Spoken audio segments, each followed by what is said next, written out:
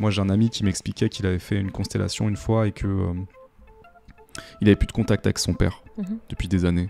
Et il fait sa constellation et je crois que son père l'appelle la semaine d'après, quoi. Tu vois. Non, mais c'est assez incroyable. Les effets peuvent être extrêmement rapides. Ça peut être fulgurant, quoi. Tu peux rentrer chez toi après une constelle. C'est arrivé à une amie qui avait constellé et elle était rentrée chez elle et toute l'étagère de sa cuisine s'était effondrée.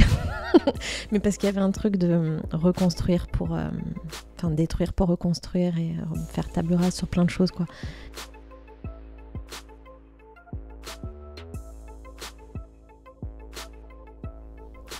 Du coup, je suis avec Joanne aujourd'hui. Salut Joanne. Coucou Mourad. Comment ça va ? Super bien. Aujourd'hui, on va parler de transgénérationnel, on va parler de constellation familiale, parce que c'est une de tes activités, mais il y en a d'autres. D'ailleurs, la combinaison peut être surprenante, mais est-ce que tu veux bien te présenter rapidement ? Oui, bien sûr. Je m'appelle Joanne. J'aime bien dire mon prénom. Je suis une enfant de la nature. Je crois que c'est la première définition que j'ai envie de donner me concernant. J'ai grandi dans les Hautes-Alpes, dans le sud de la France. J'habite aujourd'hui à Marseille. Et je suis une amoureuse de la vie. J'ai la joie de vivre. J'aime porter cette joie, la transmettre. Et je dirais que je suis une passionnée en fait. Et je déteste les étiquettes.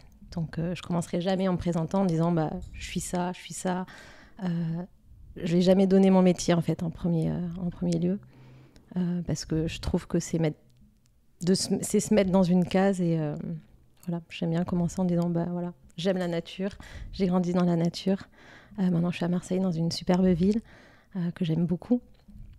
Je suis très branchée spiritualité, je suis très connectée au monde de l'invisible. En même temps, j'aime la vie sur Terre, d'humaine, les joies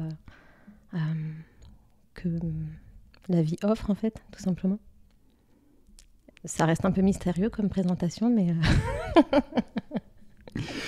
je suis assez d'accord avec toi sur le fait que on se présente souvent en parlant de ce qu'on fait, comme si ce qu'on fait était nécessairement une extension de qui on était. Exactement. Ce qui n'est pas toujours le cas, d'ailleurs. Et donc je trouve ta présentation intéressante, mais je dois quand même la compléter. Oui.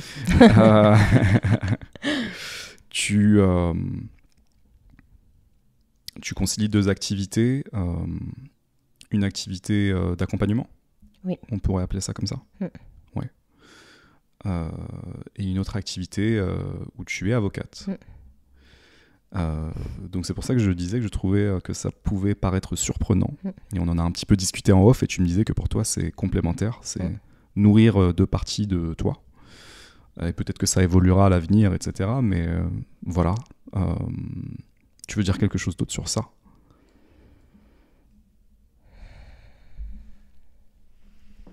Ouais.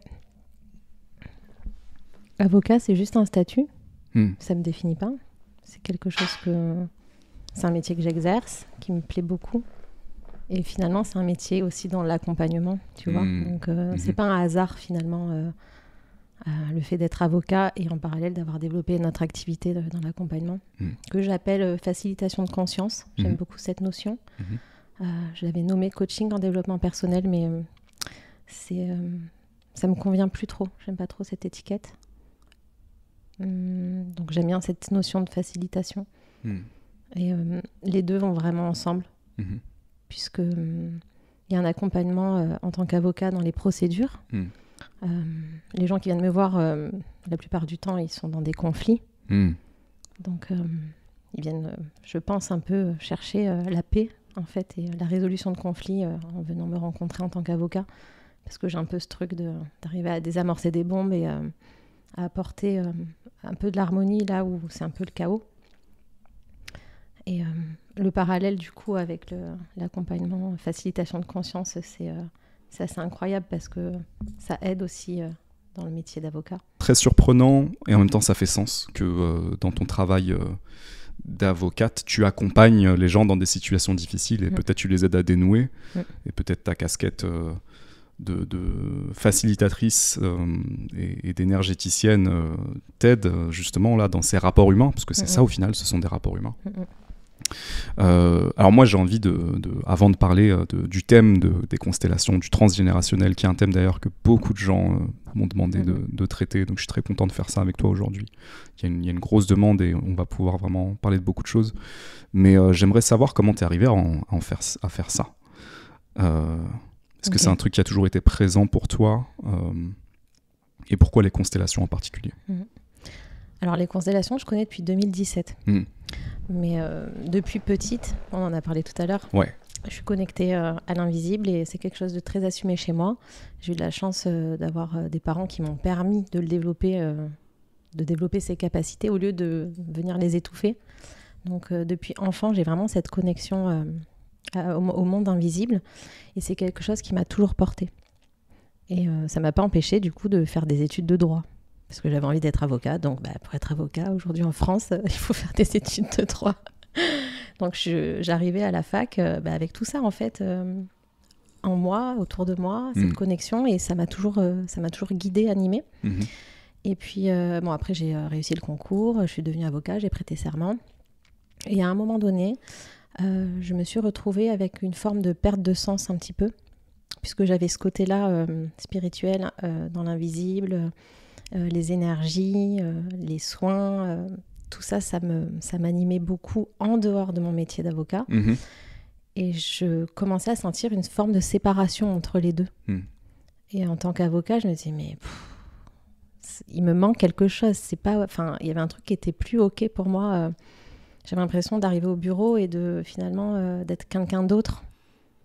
Et en même temps, il y a des clients qui me disaient, mais c'est incroyable, après le rendez-vous, je me sens super bien. Et je sentais qu'il y avait autre chose qui se jouait, même quand j'étais au bureau, au cabinet. Et en même temps, j'avais envie de développer ce côté d'accompagnement, d'accompagnante, de facilitation. Et je ne savais pas comment faire. J'avais l'impression qu'il fallait que j'arrête avocat pour pouvoir me dédier à cette autre activité. Et un jour, je me revois dire non, mais en fait, je vais arrêter et puis je vais poser ma plaque de thérapeute ailleurs, quoi. Et il y a eu un chemin qui a été fait intérieur de manière à lier les deux, à pas arrêter avocat et à concilier ces deux parties. Ça a été quand même quelque chose puisque déontologiquement, il fallait que je puisse justifier de ce que j'allais faire à côté. Sûr. Donc voilà, j'ai fait les choses. Je voulais rendre officiel quelque chose que je gardais, non pas caché, parce que je ne suis jamais cachée de ça, mais j'avais envie d'en faire quelque chose de manière officielle, pour pouvoir officiellement aider à un autre niveau, en fait. Voilà. Et du coup, moi, j'ai présenté tout un projet à l'Ordre des avocats du barreau de Marseille, projet qui a été accepté. Et donc aujourd'hui, je peux exercer cette activité de manière légale, officielle, voilà. Parce qu'en tant qu'avocat, comme je te l'expliquais tout à l'heure, mais je le dis pour peut-être les gens qui ne savent pas, on a des interdictions, il y a des incompatibilités, on ne peut pas avoir d'activité commerciale en parallèle. Voilà. Bon, là, grâce à des exceptions, j'ai pu développer tout ça. C'était intéressant ce que tu disais tout à l'heure, comme si tu sentais que tu baignais entre deux mondes et peut-être à un moment, cette partie de toi qui explore l'énergie, qui explore les mondes invisibles. Est-ce que c'est que cette partie devait se cacher dans ta profession ou est-ce qu'elle n'était pas nourrie suffisamment? Un peu les deux, je dirais. Ok. Oui, parce qu'il y a un peu le côté... j'avais peur à ce moment-là du jugement de mes confrères. À la fois, je m'en foutais. Je me disais, c'est pas grave, en fait, je suis comme je suis. Si je suis la sorcière à brûler au bûcher, je suis la sorcière à brûler au bûcher, quoi. Mais il y avait un peu cette mémoire-là, tu vois. Et en même temps, il y avait ce côté... j'ai peur d'être rejetée de cette famille d'avocats, tu vois. Donc, rejetée de la famille. Ouais, rejetée de la famille des avocats. On arrive doucement à notre sujet, ouais. Ah oui, on a dévié, du coup, j'ai pas expliqué comment je suis arrivée aux constellations, mais du coup, en 2017, c'est mes parents qui ont rencontré une personne qui facilitait des cercles de constellations. Ouais. Ils ont testé, et en fait, ils nous racontaient avec mon frère leurs expériences. Et franchement, à chaque fois, j'étais là, mais waouh, c'est un truc de fou ce truc, je vais essayer, ça a l'air dingue. Et en fait, ce qui est absolument incroyable, c'est qu'on sentait les bénéfices, sans que ce soit expliqué concrètement, on sentait les bénéfices. Quand nos parents allaient à des ateliers de constellation, on sentait que ça infusait pour nous aussi, sans savoir forcément ce qui s'était joué pour eux dans les ateliers. J'ai voulu rencontrer du coup Marc, la personne qui facilitait ces espaces, qui aujourd'hui est décédé. Et quand je l'ai rencontré, il y a eu vraiment un avant et un après, quoi. J'ai fait une séance avec lui en individuel, parce que tu peux faire ça en individuel. Et il y a eu un avant et un après. C'est vraiment... je me suis dit, ça, je veux me former à cette technique, je veux apprendre, je veux recevoir des transmissions sur les constellations. Il y a un univers, en fait, qui s'est ouvert en moi quand j'ai découvert cette pratique. Est-ce que tu peux nous expliquer en quoi ça consiste, les constellations familiales? Les constellations familiales et systémiques, moi, je les définis comme une méthode, une thérapie brève qui permet de poser dans l'espace ce qui est invisible. Donc rendre visible l'invisible. J'aime bien cette définition. En partant d'une problématique d'une personne. Alors il est comment ce chocolat? Il est incroyable. Johan m'a offert du chocolat et j'étais en train de le goûter là. Il est incroyable. Excuse-moi de t'interrompre. Ouais, mais tu vas avoir besoin de temps là pour savourer. Ah mais oui. Donc tu disais thérapie brève qui vise à poser dans l'espace. Oui. L'invisible. Rendre visible l'invisible. D'accord. Donc là en l'occurrence. En partant d'une problématique d'une personne. Ok. Donc l'idée c'est... Est-ce que c'est nécessairement dans le cadre familial ou est-ce que ça peut être par exemple une situation professionnelle et... Tu peux tout consteller. Ok. Donc ça peut être une maladie. J'ai déjà constellé une endométriose. Ça peut être un problème d'argent, un problème d'entreprise, un problème relationnel. Tu peux consteller un problème de sommeil, émotionnel. Tout peut se consteller. Problème de place, problème au niveau sexuel. Vraiment, tout peut être posé en constellation. Bon, hormis bien sûr des cas extrêmes de psychiatrie où je ne m'aventurerai pas, quoi, parce que ça doit être médicalisé et moi je ne peux pas gérer ce genre de choses, tu vois. Mais du coup, tu pars d'une problématique et tu poses dans l'espace l'inconscient en gros de la personne. Ok. Pour aller voir ce qui se joue et trouver la source du problème. Et on pose aussi l'inconscient familial et l'inconscient collectif. En gros, ça peut concerner ces systèmes d'inconscient, tu vois. L'inconscient personnel, l'inconscient familial et l'inconscient collectif. Donc ce que la personne porte dans son inconscient, ce dont elle a hérité de sa famille, et collectif, c'est là, au-delà de la famille, c'est... les humains en général. Ouais, les mémoires collectives. Les mémoires collectives. Ça peut être les mémoires de guerre, de génocide. D'une région, d'une lignée. Ok. Et tout ça, en fait, tu vas me dire, mais comment tu le poses dans l'espace concrètement? Parce que je te dis, on le pose dans l'espace. On le pose vraiment dans l'espace. Comment? À l'aide de représentants. Donc en fait, c'est des groupes. C'est des ateliers avec des gens. Ça peut être aussi en individuel avec des objets. Mais là, je vais donner l'exemple avec des personnes en atelier humain. Donc on pose en fait le système de la personne grâce aux représentants, à des gens qui vont représenter des parts de la personne ou des membres de sa famille ou des archétypes. Ça dépend sur quoi on travaille en fait, tu vois. Donc une personne vient avec un problème, elle exprime le problème, elle décrit la situation et vous allez la retranscrire avec des personnes qui vont jouer certains rôles. Peut-être des objets aussi? Oui, des objets si on est en individuel. D'accord. Là, par exemple, on peut le faire en individuel aussi. Si je te facilite une constellation, on utilise le verre d'eau, mes boucles d'oreilles, la boîte d'allumettes et je vais te dire, Mourad, choisis un objet qui te représente, choisis un objet qui représente un tel ou telle chose, quoi. Okay. Voilà. Mais en atelier avec des gens, je peux te donner un exemple concret. Exemple, une personne m'amène une problématique.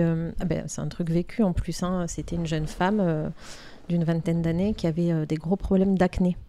Donc tu peux même consteller ce genre de choses. Okay. Et en fait, donc, j'ai demandé à ce qu'elle choisisse parmi les personnes qui étaient là, une personne qui la représentait elle.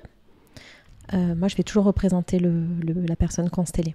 Parce qu'au moins, il n'y a pas son ego et son mental qui vient interagir. Elle est spectatrice et elle voit se jouer devant elle tout son système intérieur. D'accord. Donc c'est génial parce qu'elle n'a pas le choix, en fait. Elle est représentée, donc elle a en face d'elle ce qui la concerne vraiment en profondeur, quoi. Ok, donc on modélise vraiment le système intérieur de la personne concernant... en rapport avec la situation, le problème qu'elle vient poser. Problématique. Voilà. Okay. Après, ça peut aller, on peut aller chercher dans son inconscient personnel, dans l'inconscient familial ou dans l'inconscient collectif. Ça, c'est moi qui le détermine en fonction de ce que je ressens quand je fais ce que j'appelle l'écoute de demande. Donc l'écoute de demande, ça va être, ok, c'est quoi ta demande ? La personne me dit, j'aimerais changer ça dans ma vie, il y a ça qui va pas. Et après, moi, je pose des questions. J'aime bien aller quand même à la racine parce que généralement, la personne, elle arrive avec la mauvaise herbe. Elle va dire, moi, c'est telle problématique, j'ai de l'acné et j'arrive pas à m'en débarrasser. Ça, c'est la mauvaise herbe. Mais moi, je vais un peu plus en profondeur, je vais à la croyance racine. Et là, ça peut être, je m'aime pas. Tu vois, parce que c'est beaucoup plus profond. Et du coup, on va consteller le fait de s'aimer soi-même, en fait. Et là, par exemple, on peut mettre en représentation donc une personne pour elle, une personne pour sa peau, une personne pour l'acné. Et là, on laisse parler le système. Donc tu vas me dire, mais comment le système parle ? En fait, les gens qui prennent le rôle, qui acceptent de jouer le rôle, ils vont ressentir des choses et ils vont livrer ce qu'ils ressentent. Et c'est en ça que le système de la personne va pouvoir parler. Et là, tu vas peut-être me dire, mais attends, mais comment la personne, elle ressent, comment la le personne qui joue le système. Voilà, c'est ça. Mais avant ça, j'ai envie de te demander, en l'occurrence pour cette situation de la personne qui vient pour un problème d'acné, c'est quoi son système ?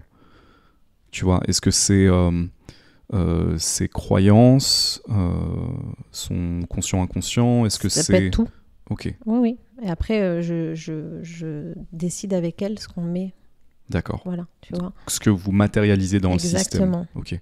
Et donc là, ce que tu me disais, c'est que quand des personnes participent à la représentation, à la modélisation du système d'une personne, ces personnes ont des ressentis. Oui. Et donc vont commencer à dire des choses, ou en tout cas partir de ressentis pour dire, voilà, je me sens comme ça. Exactement. En fait, c'est assez incroyable parce que moi-même, j'ai commencé comme ça en tant que représentant et en tant que constellé aussi. Et c'est assez fou parce que tu ressens vraiment des trucs physiques. Une fois, je représentais un grand-père. Bien sûr, tu ne sais rien de la vie de la personne, tu ne sais rien de la vie du grand-père. Enfin, tu connais pas les gens quand tu arrives à ces ateliers-là, tu vois. Donc moi, je prends le rôle du grand-père et d'un coup, je sens le besoin de m'asseoir. Je ne sens plus mes jambes. Donc je m'assois et je sens après le besoin de m'allonger. Et je dis, mais j'en peux plus, je sens plus mes jambes. Et j'étais carrément au niveau de... Je sentais que mon buste, je ne sentais plus mes jambes.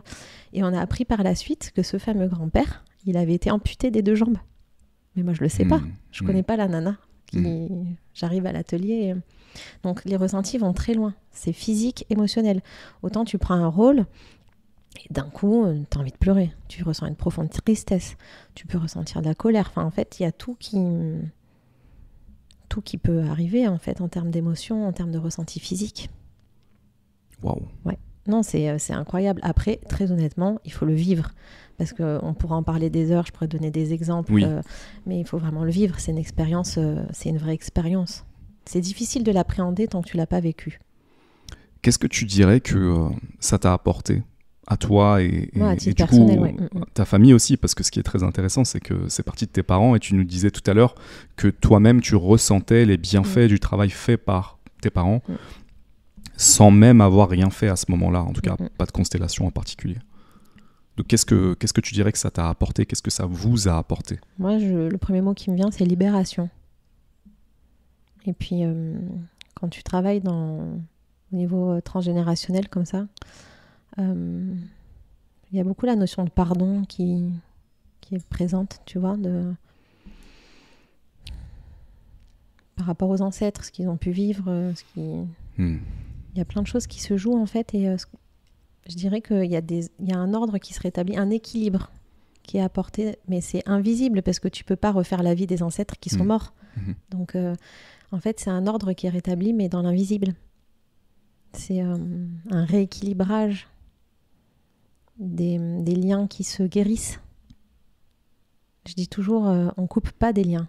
Les gens qui disent, ouais, moi je veux couper avec mon père, je veux couper avec ma mère, parce que c'est une relation toxique. Ouais, mais en fait, c'est pas en coupant que ça va se rétablir. C'est en allant apporter une guérison dans le lien, en fait. Mais ça, on peut pas le faire, des fois, avec son vrai père ou sa vraie mère. Dans la relation dans directe, la vraie vie, parce qu'il y a que c'est pas possible. trop de tension, parce que la communication ne passe pas, parce qu'il y a des que conflits. l'autre personne n'est pas disposée, en fait. Exactement. Tu vois, ou on peut pas entendre certaines choses. Donc, tu peux, heureusement, aller guérir ça dans l'invisible. Dans l'énergie, en fait. Oui, dans l'énergie, bien sûr. Ouais. Et imagine la puissance du truc quand tu as un représentant de ton père, ta mère, un représentant pour toi. Et tu vois que les gens que tu connais pas, ils vont dire des choses qui pourraient sortir de ta propre bouche. Mais moi, combien de fois je me suis marrée quand j'étais représentée. Oh, je me suis dit, mais mon Dieu, mais c'est moi, j'aurais pu dire ce truc, quoi. Et mais tu carrément. te tapes même des barres de rire des fois, parce que tu te dis, c'est incroyable. C'est ça la position de spectateur aussi, Ouais. c'est fascinant de C'est dire, tu vas te voir Ouais. représenter dans un système, dans un modèle. C'est ça. Waouh. C'est désarçonnant, vraiment. C'est le mot, tu vas vraiment adapter. Est-ce que c'est un truc qui t'a permis de revoir certaines postures ? Bien sûr. Oui, parce que ça permet de... Ça met en lumière ce que tu vois pas, donc après tu peux décider de changer ou pas par rapport à ce que tu découvres. Ouais. Tout est question de choix et de responsabilité après. Ouais. Hein. Ouais.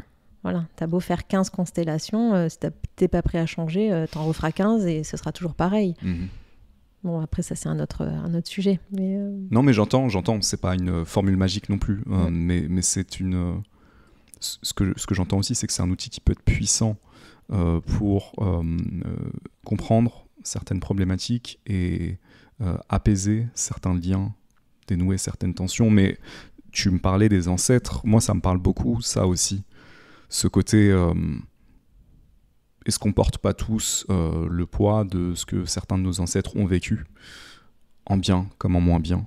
On a hérité de leurs qualités, on a sans doute hérité de leurs défauts, en tout cas au minimum on a hérité de leur corps, mais de la même manière qu'on a hérité de leur corps, peut-être qu'on a hérité d'autres choses qu'on ne voit pas. Et quand certaines personnes ont des phobies, par exemple, inexplicables, parfois, de plus en plus, les gens parlent de ça aujourd'hui, que parfois, peut-être, un ancêtre a vécu quelque chose en rapport avec ça. Et il y a tout... quand on va encore plus dans l'invisible, il y a tout ce que ça implique au niveau des situations qu'on peut rencontrer, au niveau des événements qui nous arrivent. Enfin voilà, je trouve ça fascinant d'ouvrir ces portes-là. Alors, pour vraiment entrer dans le sujet, sur le transgénérationnel, comment ça nourrit ta compréhension du transgénérationnel, tout ce travail que tu fais avec les constellations ?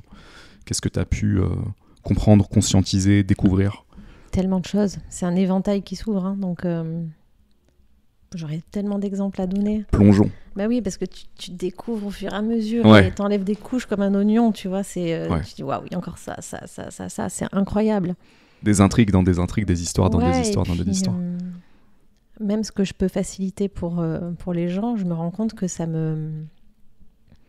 des fois ça parle de moi aussi, ce qui se joue dans mes ateliers, ou des choses que j'ai déjà dépassées. Et du coup, comme je les ai dépassées, je suis en mesure de les faciliter, tu vois. Donc c'est intéressant aussi à ce niveau-là. Mais ouais, il y a tellement de choses qui se révèlent dans ces ateliers, c'est incroyable. Je peux te donner des exemples concrets. Hein. Ça peut être des gens qui ressentent des problèmes de place. J'arrive pas à me sentir à ma place dans ma famille, ou j'arrive pas à me sentir à ma place dans la société. Ça me parle beaucoup. Alors, ce qui est drôle, c'est que les exemples que je donne, quand j'explique, c'est jamais un hasard. Bien sûr. Les gens ils me disent, mais pourquoi tu prends cet exemple en particulier ? Bon, bah du coup, on va là-dessus. On souffle à ton oreille qu'il y a un truc à ce niveau-là. J'entends quelque chose. Avec grand plaisir, allons-y. La place. Le problème de place peut prendre sa source dans différentes choses. Ça peut être des incestes dans l'arbre, à un endroit, mais ça peut être très très lointain. On connaît pas tous nos ancêtres. Hein. C'est impossible. Donc, c'est des choses inconnues la plupart du temps, qui se rejouent du coup. L'inceste, c'est un problème de place. C'est un père ou une mère qui a une relation sexuelle avec son enfant, quoi. Donc, par exemple, il y a un souci de place à cet endroit, puisqu'il y a la mère ou le père qui n'a pas joué son rôle d'époux ou d'épouse. Et du coup, l'enfant a pris la place. Tu vois, on part de l'exemple d'un père avec un enfant. Mais la mère, elle n'était pas à sa place d'épouse. Il y a un problème de place. À un endroit, il y a un déséquilibrage. Tu vois, il y a un problème dans l'ordre familial. Et ça peut créer pour les générations d'après une sensation de « je me sens pas à ma place ». Et le problème de place peut venir d'autres choses aussi.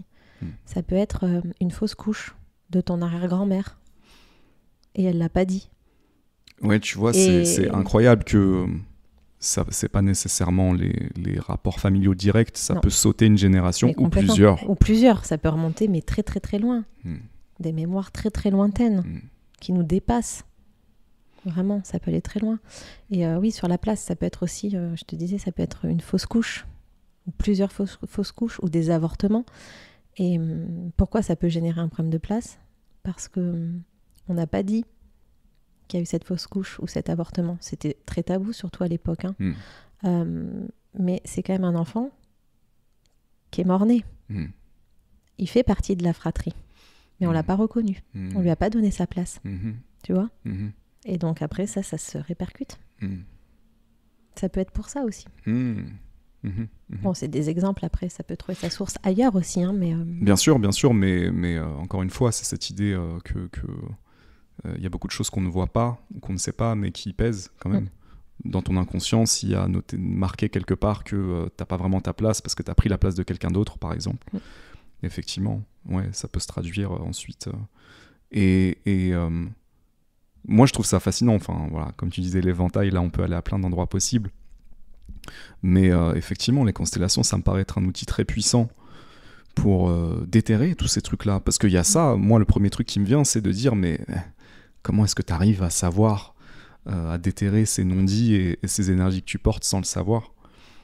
Et en fait, dans le travail de constellation, ça passe vraiment par l'invisible. Oui, c'est l'énergie qui parle, en fait. Parce que du coup, souvent on me demande, mais comment ça marche ? Pourquoi les représentants, ils arrivent à ressentir des choses aussi fortes ? C'est les inconscients qui communiquent, en fait. Et c'est ça qui est beau, c'est la magie de l'énergie, finalement. Parce que on est tous complètement liés, tu vois. Comment tu peux expliquer sinon qu'un représentant, une personne que tu connais de ni d'Ève ni d'Adam puisse te représenter et toi te voir complètement dans elle, en fait. Comment tu l'expliques ? Parce que les inconscients sont totalement liés et on forme un inconscient collectif. On est tous en lien, d'une manière ou d'une autre, qu'on le sache ou non. Pour revenir sur cette histoire de prendre sa place, moi je me sens concerné par ça parce qu'il y a toujours eu ce truc...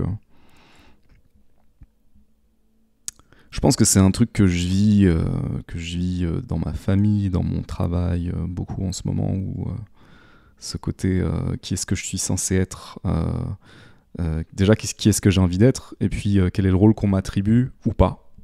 Parce que parfois, ne se sentir pas à sa place, c'est aussi qu'on ne veut pas te laisser avoir de place, ou tu n'oses pas prendre ta place parce que tu es dans certaines problématiques ou certains jeux de pouvoir aussi. Mais oui, ça me parle beaucoup, en tout cas au niveau de ma famille, dans le sens où il y a pu y avoir des inversions. Moi, j'ai pu sentir que je devais grandir un peu plus tôt que prévu, que je devais être un adulte avant d'être un adulte, que je devais prendre soin d'eux, paterner presque. Ça m'a coûté. Ouais. Et c'est des trucs qui sont pas difficiles à déposer parce que tout ce que ça implique aussi autour, c'est la culpabilisation, toutes ces choses-là, tu vois. Donc c'est compliqué de déposer tout ça. C'est des mécanismes qui peuvent être très étriqués. Mais tout ça, tu peux le poser dans l'espace, tu vois, et après faire parler ton système et réparer en live, en fait, tu vois. Parce que ce qui est beau, c'est que... Tu t'ouvres le capot et tu vas voir ce qu'il y a dedans. Le système, il va parler d'un déséquilibre à un endroit. Et moi, je vais à cet endroit et on apporte un équilibre, en fait, ou une guérison là où il y a besoin. C'est ça qui est beau. On peut représenter toi, enfant, toi, nouveau-né, toi, fœtus. Parce qu'il y a plein de choses qui se passent quand on est dans le ventre de notre mère. Il y a un éventail de possibilités, c'est impressionnant. Ces fameux 9 mois où, en fait, ce qui se passe à l'extérieur, dans le monde extérieur, donc à l'extérieur du ventre de maman, peut déjà affecter l'intérieur. Des conflits, des émotions ressenties. Et ce que vit la mère, en fait, personnellement. Ouais. Ça impacte le fœtus et l'âme de... C'est phénoménal, les implications de tout ça. Même la naissance, selon comment elle se passe, ça peut être une mémoire qui reste... ça reste dans le corps, en fait. Et ça peut t'impacter à l'âge adulte. Combien de fois, en constellation, on a rejoué des naissances parce qu'il y a eu des naissances compliquées ou le bébé a été isolé de la mère s'il y a eu une complication à la naissance, tu vois, ou une tirée au forceps, ça peut être hyper traumatique et ça reste après. Et qu'est-ce que ça peut donner comme conséquence? Que la vie, c'est dur. Que ça fait mal de respirer. C'est un exemple parmi tant d'autres, hein, mais... Oui. Un exemple parmi tant d'autres.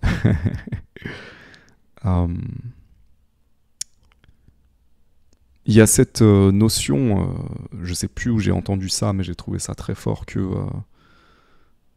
pour une âme, naître, c'est parfois plus difficile que mourir. Moi, ça m'a beaucoup parlé quand je l'ai entendu. Tu sais, comme si la naissance était un traumatisme. Alors, est-ce que ça veut dire qu'elle doit l'être pour tout le monde? Peut-être pas. Mais moi, ça m'a parlé, ce truc-là. Ouais. Ça m'a beaucoup parlé. Ouais, là, tu viens de me toucher là, à un endroit où je suis complètement... Enfin, j'étais concernée. Je dis j'étais parce que je pense que c'est quelque chose que j'ai beaucoup conscientisé et guéri. Ouais.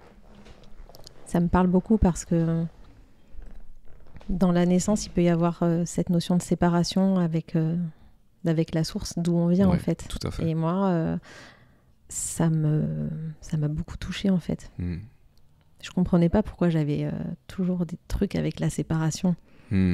Ça revenait à chaque fois et j'étais là, waouh, qu'est-ce qui se passe? Et en fait, c'était clairement ça. C'est pas un refus d'incarnation, mais un peu, tu vois. T'as une nostalgie de ta source, quoi. Donc, le fait d'arriver sur Terre, d'être éjecté, en plus, tu vois, ça peut être un peu dur. C'est vrai qu'on est pas mal éjecté. Mais en soi, c'est le premier rejet qu'on vit. Hein. Ouais. C'est le premier rejet. Tu passes d'une fusion avec la mer Total. à c'est bon. Et puis tout ce que ça implique aussi, d'être dans le monde 3D matériel. Généralement, tu pleures quand tu sors. C'est ça. Et maintenant, tu dois te battre pour la vie, pour survivre. Mais ça, c'est des thématiques qui sont beaucoup sorties en constellation. Tu m'étonnes. De gens qui partaient de... j'arrive pas à incarner qui je suis. Oui. Et ça prenait sa source là. Dans vraiment cette nostalgie de la famille d'âme, tu vois, une forme de séparation que tu vis au moment où tu viens dans le ventre, quoi, de ta mère. Et du coup, après, ça peut impliquer une forme de refus d'incarnation. Donc un refus d'incarnation, ça donne des gens qui vivent pas vraiment leur vie, qui sont pas vraiment entrés dans leur vie, qui ont qui du sont mal, un peu perchés, qui ont du mal avec la matière, qui matériellement sont pas forcément aisés, ils s'empêchent de l'être finalement, tu vois. Où ils sont jamais forcément bien là où ils sont. Ou jamais forcément présents. Ouais, c'est ça. Ou aussi ça peut se traduire par des choses qui n'aboutissent pas, tu vois. Des échecs à répétition. Ouais, un peu. Ok. Mais les échecs à répétition, ça peut être aussi les fausses couches. Ouais. Tu vois, les avortements, par définition, tu vois. C'est quoi le truc le plus surprenant que tu as déniché en constellation? Est-ce que parfois, parce que je me dis, tu vois, parfois tu dois... Là, il y a des liens qui sont assez logiques que tu fais, mais parfois ça doit être un petit peu improbable de se dire, ah, ça c'est à cause de ça en fait. Oui, mais même moi, j'apprends plein de choses. Et puis, après, pour être honnête, j'oublie les constellations des gens. Ok. Donc là, j'ai pas un exemple marquant, tu vois, qui va me... Mais si tu veux, à chaque constellation, moi-même, je suis je suis subjuguée, en fait. Je me dis, waouh, mais c'est incroyable. C'est incroyable. Mais chaque constellation est puissante, quoi. Donc, j'aurais pas d'exemple concret particulier à te donner. En tout cas, les endroits sur lesquels j'ai envie d'aller, c'est ce qui nous concerne tous, l'amour, le sexe, l'argent. Donc là, je pense qu'au niveau du transgénérationnel, on hérite de beaucoup de choses. Donc allons-y.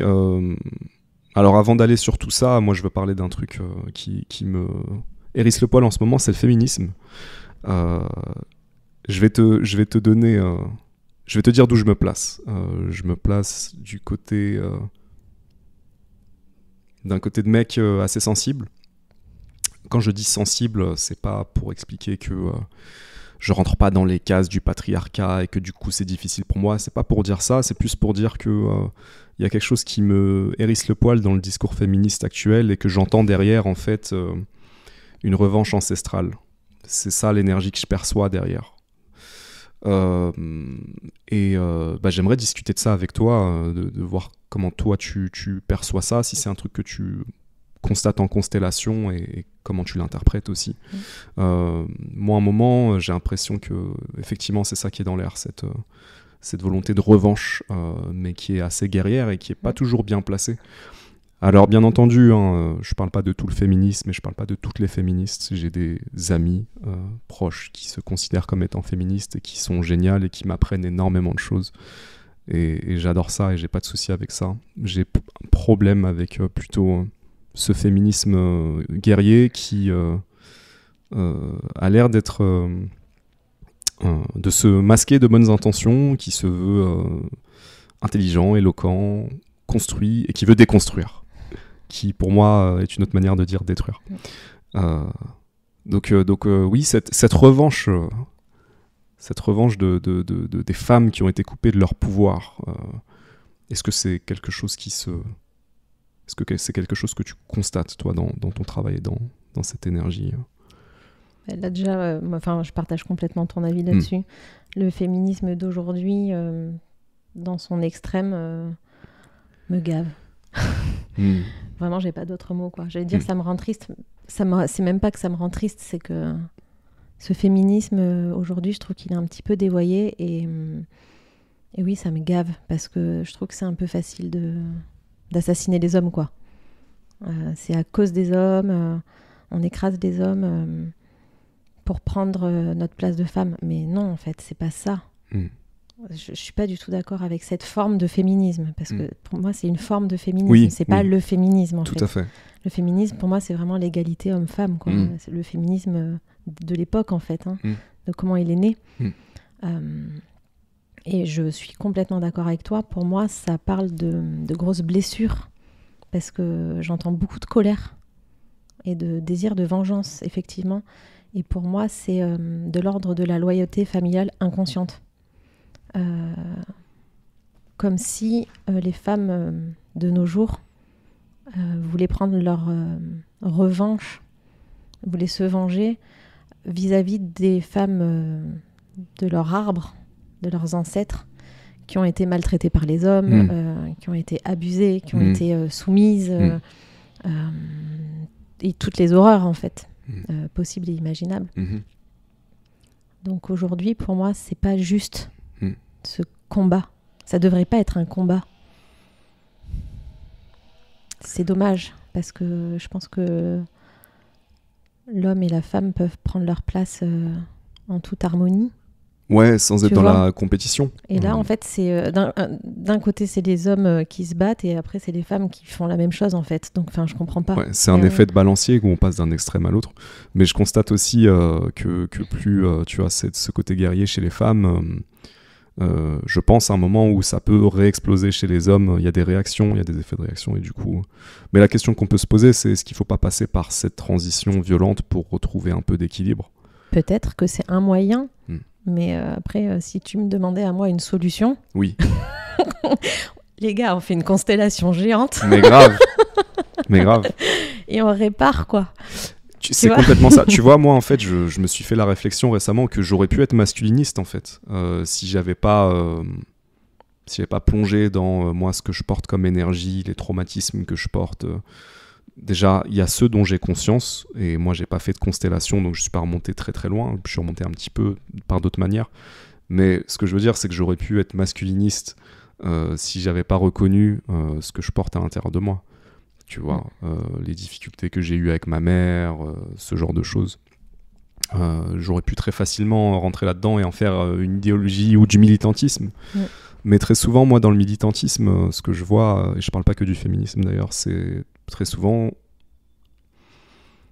en tout cas dans le militantisme violent, ce sont des gens qui ont des blessures. Je me demande en fait si ce militantisme ne serait pas mieux placé s'il y avait d'abord un travail de guérison, avec des constellations par exemple. Tu vois, plus de conscience avant d'aller... Mais c'est pas aussi simple que ça, bien entendu.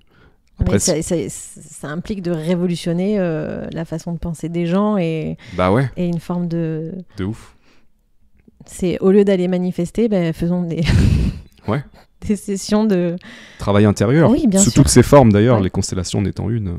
Parce que la colère, elle prend sa source quelque part, tu vois. Donc, oui, exactement. En fait, pourquoi on va pas à cet endroit, tu vois, au lieu d'exploser, au lieu de revendiquer et de faire la révolution. Après, bon, ça a ses effets positifs, probablement, mais j'ai l'impression que c'est quelque chose qui revient. Hein. L'humain a beau faire des révolutions et des révolutions et des révolutions. Dans la colère et dans la violence, je vois pas ce que ça change finalement, puisqu'il y a toujours des choses qui reviennent. Il y a toujours des révolutions et des colères et des révolutions et des révolutions. En fait, si on va pas à la source du problème, les gens ne changeront jamais, quoi. Et l'inconscient collectif, il restera avec sa poussière, quoi. Tu vois ? J'aime bien, moi, l'idée de soulever le tapis pour nettoyer le caca, quoi, tu vois. Pour moi, en cherchant un responsable, j'ai un peu l'impression que dans le féminisme dévoyé, je parle pas du féminisme, hein, le féminisme dévoyé, la forme que je n'aime pas, moi, j'ai un peu l'impression que on vient s'en prendre à l'homme, en fait. Mais c'est pas, à mon sens, le bon chemin pour solutionner ce déséquilibre qu'il peut y avoir. Ouais, ça se comprend parce que ça part, comme on le disait, d'une rage ancestrale et sans doute d'un modèle patriarcal qui a fait des dégâts. Hein, ça, c'est difficile à nier. Et en même temps, la voie choisie n'est pas sans doute pas la bonne, en tout cas à mon avis. Tu parlais de révolution, on fait des révolutions. Moi, ça m'a amené à cette idée de révolution intérieure, en fait. Peut-être que c'est ça. Ça me fait penser à une citation de Carl Jung. Tu sais que je suis Team Jung. Qui disait, je crois qu'on lui demandait, est-ce que vous pensez que la civilisation va s'en sortir ? Est-ce qu'on va s'en sortir ? Et il a pris un temps et il a répondu, si suffisamment de personnes font leur travail intérieur, oui. Et ouais, c'est vraiment ça. Parce que comment t'expliques qu'il y a des femmes qui sont en paix avec les hommes ? Bah qui sont pas en colère. Et inversement. Oui. Ouais. Donc c'est que c'est possible en fait. Alors que moi probablement dans mon arbre il y a aussi des femmes qui ont subi, c'est sûr. Mais il y a des hommes qui subissent aussi. Et il y a des hommes qui subissent aussi, oui. Ouais. Et pour autant j'ai pas développé une haine contre les hommes, bien au contraire. Ouais. Donc c'est que c'est possible. Comme je te le disais, je pense qu'à un moment j'aurais pu développer cette haine de la femme en reprenant la colère. Peut-être que j'avais vis-à-vis de ma mère et peut-être d'autres choses encore une fois dont je ne suis pas conscient, mais pour moi ça a aussi été important de reconnaître que j'ai un homme et une femme à l'intérieur de moi, j'ai du masculin et du féminin. C'est marrant que tu aies dit j'ai une homme. Ouais, voilà. C'est l'union des deux, quoi. Oui. Une homme et un femme. Un femme. Et ça parle pas à tout le monde, mais moi je crois vraiment à cette polarité yin-yang en fait. Mais ce serait bien que ça parle à tout le monde, accessoirement quoi. Ouais, oui, parce que en vérité, moi ce qui m'attriste c'est que dans cette guerre des sexes, en tout cas puisqu'on est sur ça maintenant, on se déshumanise. Tu vois, il y a team mec d'un côté, team meuf de l'autre côté, et du coup on voit plus qu'on est des humains, tout simplement, et qu'une part de toi est présente chez moi et inversement. Donc, tu vois, j'ai l'impression qu'on est dans un truc beaucoup, et ça dépasse largement ça. C'est le féminisme ou la misogynie, ça dépasse tout ça. C'est vraiment des factions, tu vois. C'est la séparation, en fait. C'est ça, c'est de la séparation, ouais. De la séparation. tout ça c'est dans l'air et pour moi c'est pas de bon augure et c'est pas souhaitable. Ouais. Mais moi j'espère que ça va changer, hein, clairement. C'est mais comme tu dis, ça parle de conflits intérieurs en fait. Ces conflits extérieurs, ça parle de conflits entre son propre masculin et son propre féminin. Et, oui. Et moi-même, j'ai eu à un moment donné dans ma vie un masculin intérieur très fort. Ouais. Je suis une femme forte, c'est moi qui gère. Tu vois, et à écraser un peu mon côté féminin, ma vulnérabilité, ma sensibilité. C'était très présent, mais un peu mis de côté. J'ai le masculin qui, tu vois. C'était dû à quoi? Peut-être pour me protéger, me sentir forte. Ouais. Alors que la force, elle se trouve pas forcément dans l'action et dans le combat. J'ai découvert que la puissance et la force se trouvaient dans la vulnérabilité. Et c'est ça qui me touche chez les hommes, c'est quand ils accueillent leur vulnérabilité. J'ai envie de leur dire, mais c'est là que vous êtes puissant, c'est là que vous êtes fort. C'est pas dans cette force, finalement, masculine, démontrée, tu vois. Je trouve que la force, elle est vraiment dans le fait d'accepter de se déposer, d'être vulnérable. Je dirais, c'est aussi accepter d'être soi, sans artifice. C'est ça. Parce que parfois, dans le côté...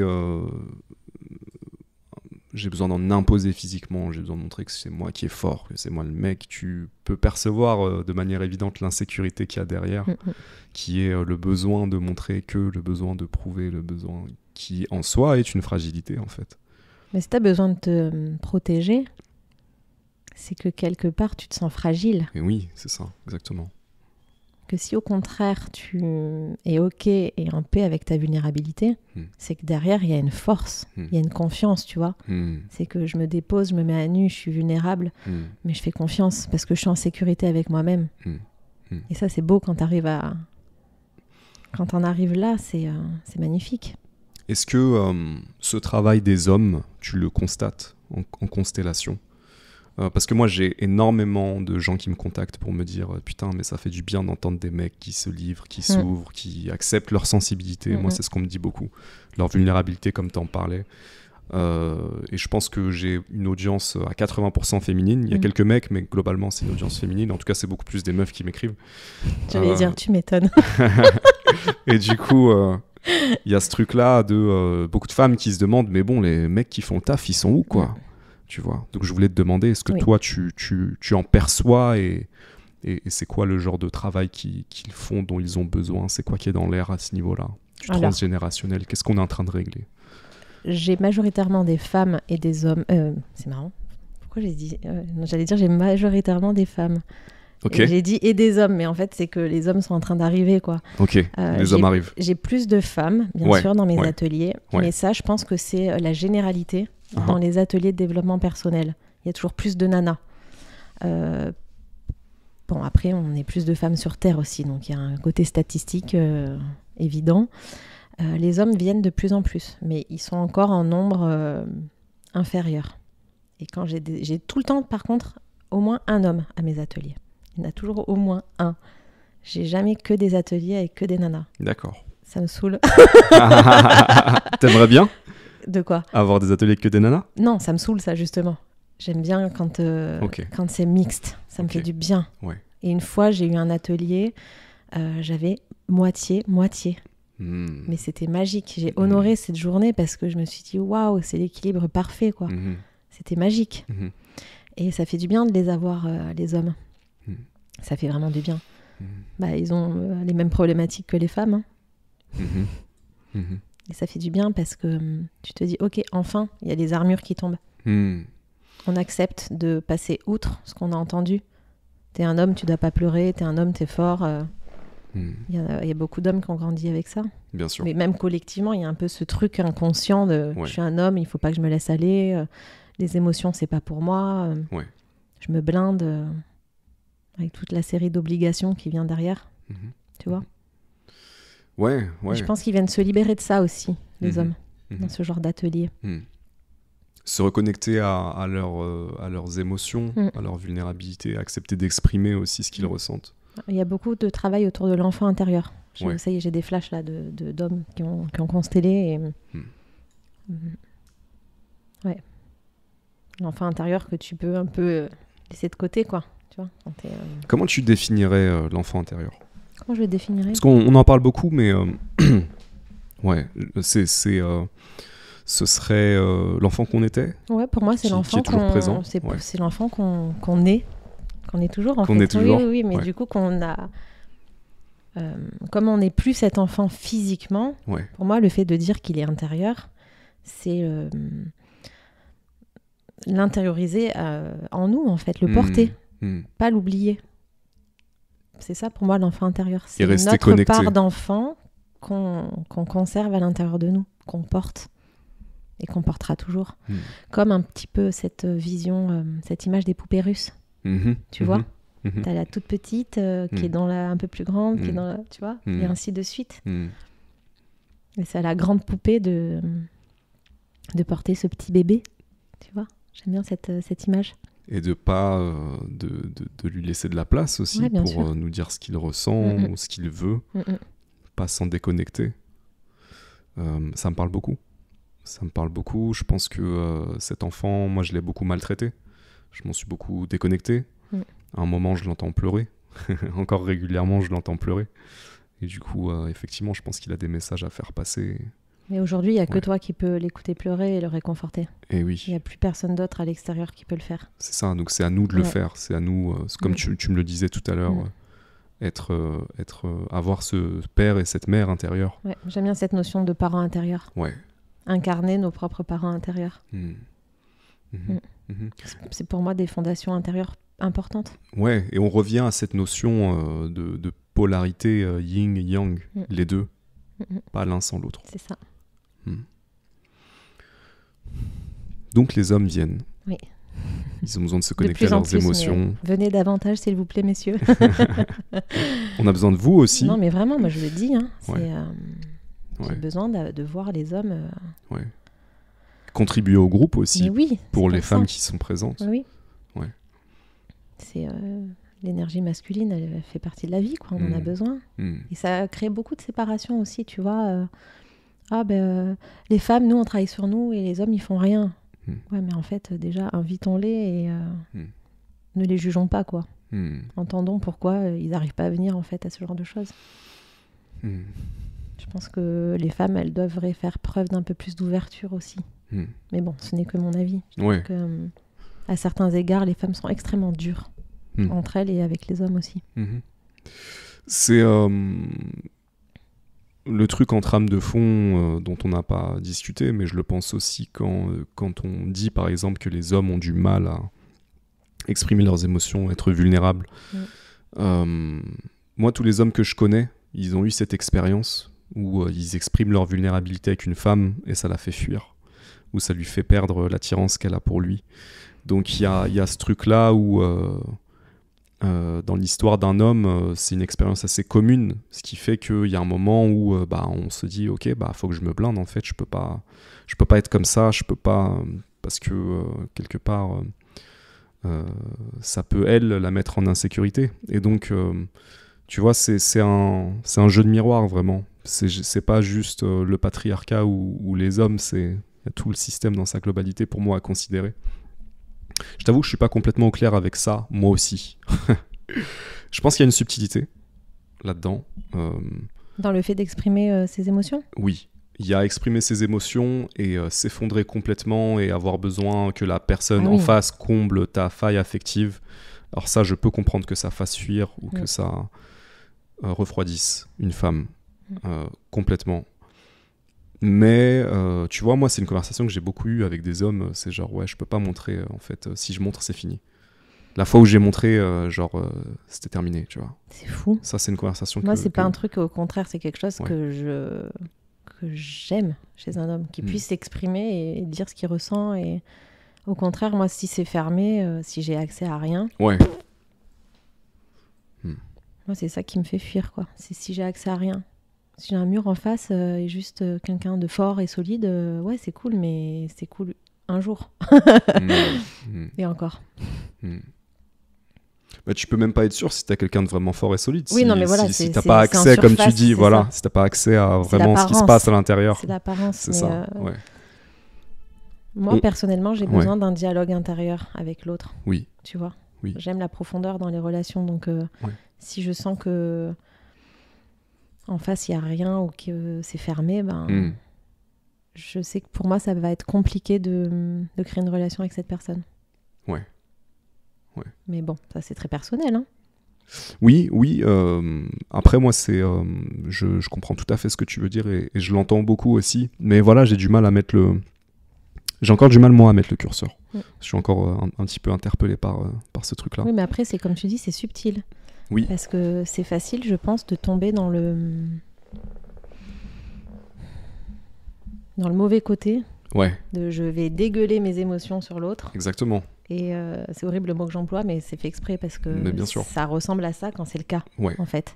Et l'autre, il se prend toute la charge. Ouais. Et là,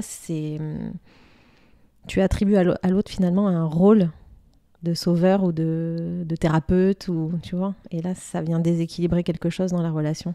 Une faille affective où tu cherches une mère inconsciemment. Et... Je me demande même si en fait le fait de dégueuler, ça n'intervient pas parce que on prend pas le temps de s'ouvrir au quotidien et qu'à un moment ça explose. Ça explose, ouais. Alors que peut-être si il y avait plus d'ouverture avant, peut-être que ces moments n'arriveraient pas. Je ne sais pas, je me pose la question. Et ben on est sur les rapports hommes-femmes, donc on peut parler des relations, on peut parler de la sexualité aussi.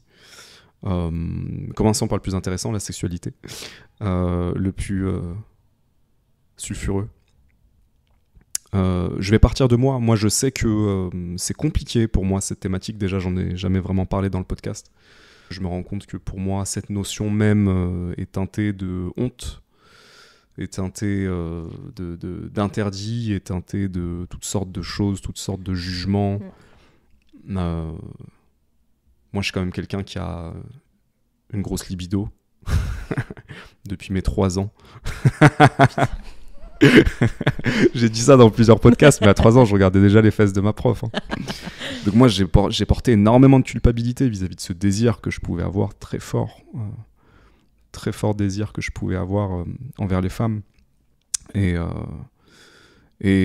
ouais, je me rends compte que même aujourd'hui à 32 ans, c'est pas complètement facile pour moi de porter ce truc-là, cette énergie sexuelle, cette libido, ce désir. Il y a toujours, voilà, j'ai pas spécifiquement fait un travail pour mettre de la conscience dessus ou pour comprendre, mais je sais que voilà, c'est compliqué. Je sais que c'est compliqué et j'amène cette thématique aussi parce que je sais que c'est compliqué pour beaucoup de gens. Et j'imagine à quel point... C'est tabou pour beaucoup de gens aussi. Et c'est complètement tabou. Même pour moi, d'en parler dans le podcast, c'est compliqué, pour te dire. Mais j'imagine à quel point c'est lié, justement, au transgénérationnel et que c'est aussi des choses que tu dénoues en constellation. Oui. Mais déjà, je veux juste rebondir sur ton anecdote de depuis mes 3 ans. Ouais. Moi, c'est pareil, en fait. C'est... quelque chose que j'ai découvert très très jeune, tu vois. Et c'est même, je crois que c'est Boris Cyrulnik qui dit qu'on a une sexualité de notre naissance jusqu'à notre mort. Pour moi, c'est quelque chose de totalement normal, humain. Et il n'y a pas de culpabilité à avoir. Ça fait partie de la vie. C'est l'énergie vitale. Et du coup, s'il y a des blocages, ça peut effectivement trouver sa source dans des choses qu'on porte et dans des rôles qu'on prend de manière totalement inconsciente. Des scénarios de vie de nos ancêtres que finalement on rejoue sans s'en rendre compte. C'est bien sûr inconscient. Sinon, tu mets le doigt dessus et tu dis « Ok, ça, je ne veux plus porter, merci, au revoir ». Mais je prends un exemple d'une constellation, je m'en rappelle. C'était une dame que j'accompagnais qui avait vraiment... Il y a les alarmes. J'ai entendu, c'est toujours intéressant d'entendre à quel moment et ce qu'on est en train de dire à ce moment-là. Donc cette dame, elle avait vraiment énergétiquement, tu pouvais sentir qu'au niveau de, elle avait vraiment, comme si elle portait une ceinture de chasteté, tu vois. Sa problématique, c'était qu'elle était complètement coupée de sa sexualité. Et en fait, on est allé explorer en constellation. Et ce qui était ressorti, c'était le poids de la religion, parce qu'elle était de famille espagnole. Et il y avait vraiment le poids de la religion par rapport à la sexualité.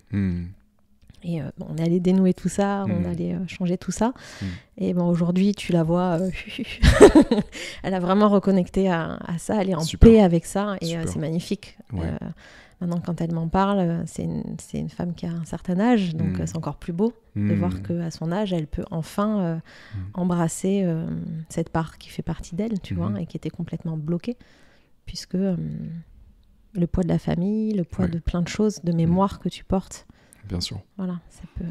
Et ça peut créer des maladies aussi.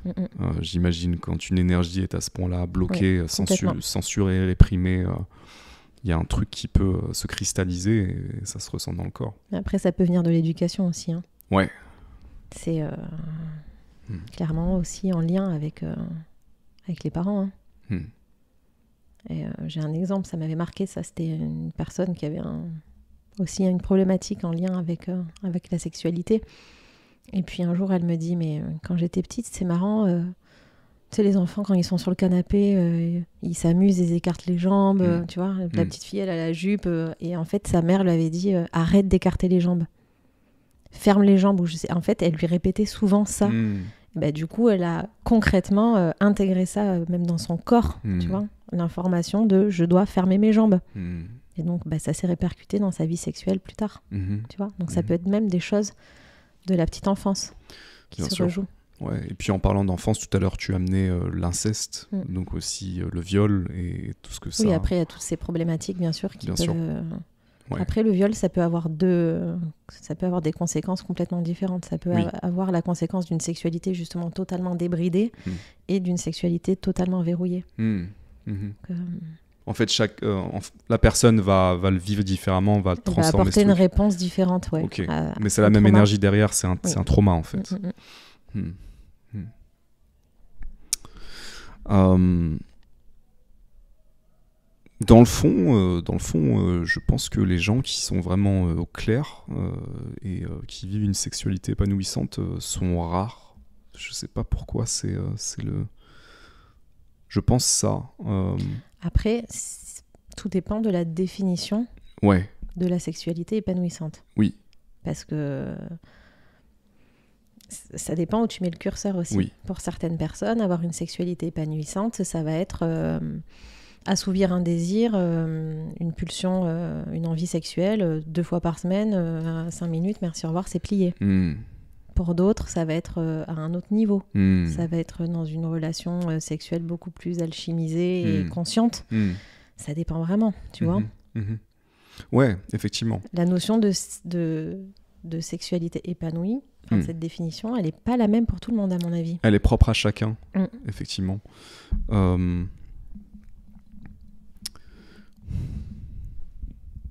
Et là, il y a un éventail aussi, tu vois. Ouais, bah oui, on peut ouvrir une arborescence complètement. C'est quoi avoir une sexualité épanouie ? Bah pour moi, en tout cas, j'ai pas de définition. Même pour moi, je saurais pas le définir. Par contre, je pourrais dire, peut-être qu'épanouie, c'est pas le bon mot. Je voulais peut-être dire une sexualité qui peut s'exprimer naturellement et qui n'est pas entravée. Libre.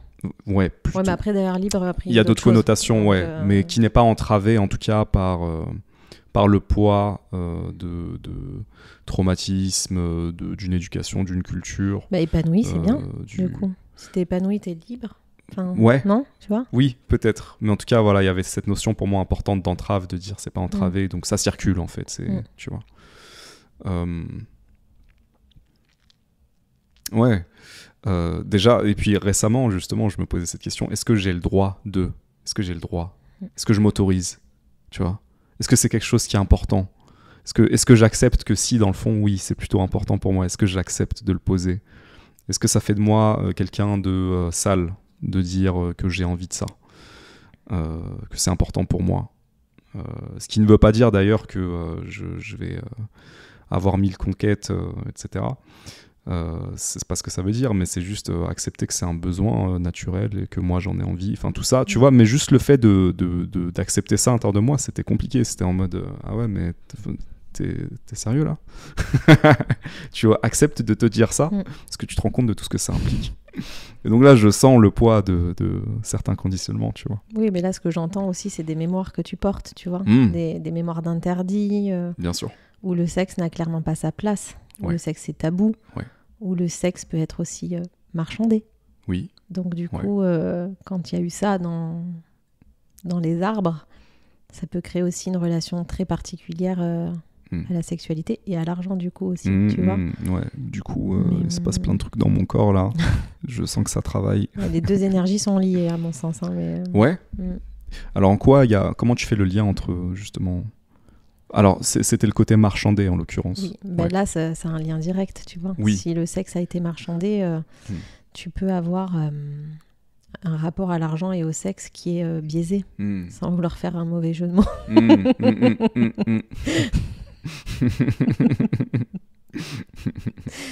Donc je pense que c'est des énergies liées, puisque c'est des énergies qu'on peut... ça circule, quoi. Tu reçois l'argent, Ouais. En tout cas, c'est deux énergies autour desquelles il y a pas mal de tabous. Oui, énormément.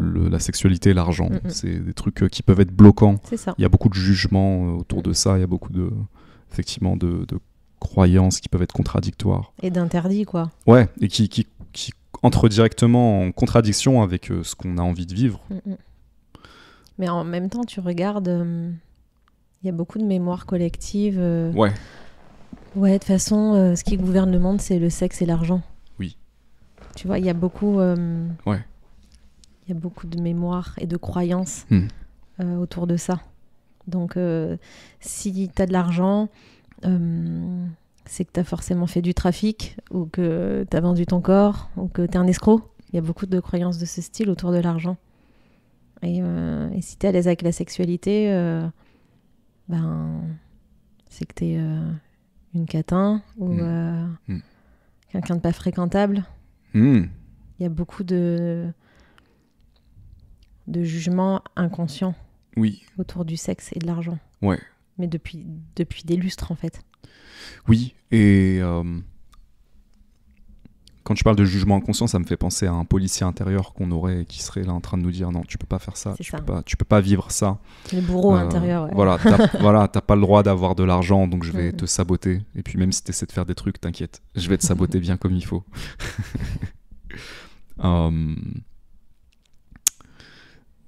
Cette idée, on est en France en plus, donc l'argent, tu vois, je pense qu'on n'a pas un super rapport avec l'argent en France. L'argent. Je pense qu'à un moment, je vais appeler ça la continuité de mon adolescence. Je voulais avoir beaucoup d'argent. Je veux toujours avoir beaucoup d'argent, ça n'a pas changé. Mais je voulais avoir beaucoup d'argent. C'était un petit peu une manière de réussir. C'était un petit peu comme une revanche qu'il faudrait prendre. C'était aussi une manière de dire, voilà, je suis puissant. Oui, ça dépend de la perspective avec laquelle tu regardes aussi ça, tu vois. Là, en plus, je te parle de ma perspective consciente. Je suis pas forcément au clair avec ma perspective inconsciente de ce qu'il y avait derrière. Ouais. Je me suis retrouvé ensuite, du coup, à gagner beaucoup d'argent très rapidement et à le perdre encore plus vite. Vraiment, ça peut monter très vite et ça peut redescendre très très vite. Ça, je l'ai bien compris. Et tout ça, ça m'a vraiment fait réfléchir aussi à... justement, c'était quoi l'intention qu'il y a derrière. Je suis pas complètement au clair avec ça aujourd'hui. C'est quoi l'intention qu'il y a derrière ou les mémoires bloquantes? C'est un peu ce que j'entends dans la question. C'est quoi l'intention derrière? J'entends plutôt... c'est quoi les mémoires qui me bloquent et qui me sabotent mon rapport à l'argent? Je sais pas si ça te parle, hein, cette question, du coup. Mais... c'est très bizarre parce que ça me parle, mais je saurais pas quoi en dire. Oui, c'est normal. Mais ça me parle. Oui. Ça me parle. Moi, j'ai l'impression de trimballer des trucs qui viennent de... Tu vois. Donc, ça me parle carrément. Et en même temps, quand tu ressens ça, c'est quoi la solution? Mis à part faire des constellations.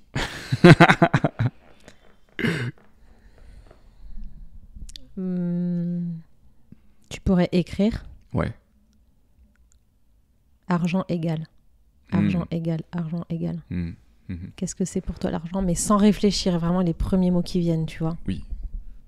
Je sais pas, autant tu as des mots tels que culpabilité, pouvoir, écris tout ce qui te vient par rapport à l'argent. Ouais. Et là, tu vas le voir sorti de toi, en fait. Ouais. Moi, tout de suite, je dirais argent égale souffrance. Bah, tu vois, voilà.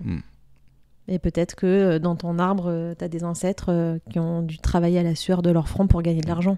Tu vois, et tu portes peut-être ça, et du coup, tu n'as pas envie de travailler à la sueur de ton front, donc tu gagnes pas d'argent, parce que pour gagner de l'argent, il faut travailler dur. Mais en fait, aujourd'hui, tu as le droit de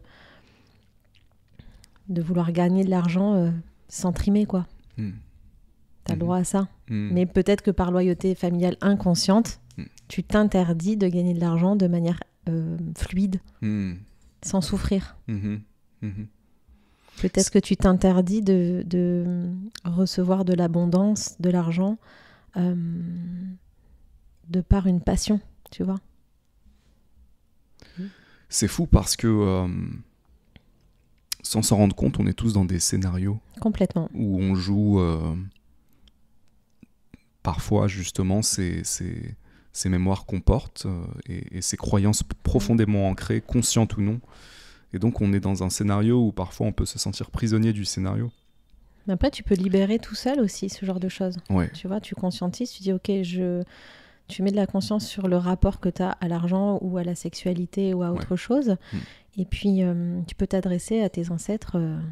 Tu te fais un petit rituel si tu as besoin avec une bougie. Et puis, tu t'adresses à eux en leur disant, voilà, peut-être que vous avez souffert pour gagner de l'argent. Peut-être que vous avez tout gagné puis tout perdu. Et puis, tu déroules, en fait. Tu dis tout ce que tu as envie de leur dire. Et tu peux dire, voilà, aujourd'hui, je choisis de ne plus porter ces rôles-là. J'ai voulu être loyale vis-à-vis de vous. Et aujourd'hui, c'est terminé. Je fais le choix de vivre ma propre vie.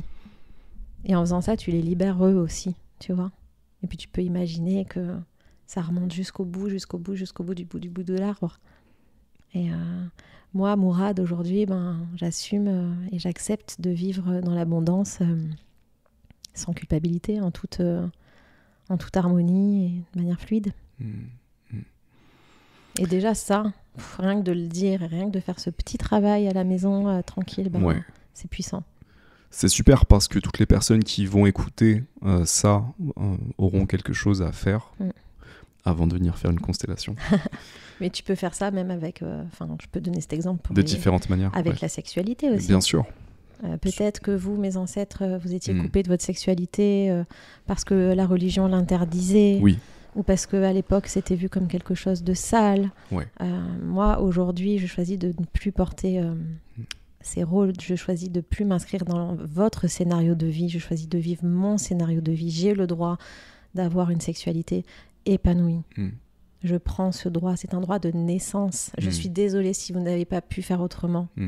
Je suis désolée pour vous. Tu vois, et tu fais des phrases de réparation comme ça. Et tu reprends ton pouvoir, en fait. Moi, j'imagine le fait d'enlever des vestes, tu vois, d'enlever des costumes. Ouais. Je le fais symboliquement, des fois, je capte que je porte un rôle. Et je le fais toute seule. Hop, tiens, ça, je l'enlève. Ça m'appartient pas. J'ai pas envie de ce costume, je l'enlève. Ça fait du bien. Tu sens déjà là ou pas? Ouais, je sens. Je sens que je porte encore des trucs assez lourds. Je sens que ça pèse encore. Mais effectivement, j'ai envie de poser ça. Moi, j'avais envie de te demander, quand tu parlais des ancêtres, est-ce que ça râle des fois, les ancêtres, quand tu leur dis, bon, les gars... j'ai besoin d'assainir ce truc-là, je dépose ça. Est-ce que parfois il y a des résistances? Est-ce que c'est des trucs que vous percevez?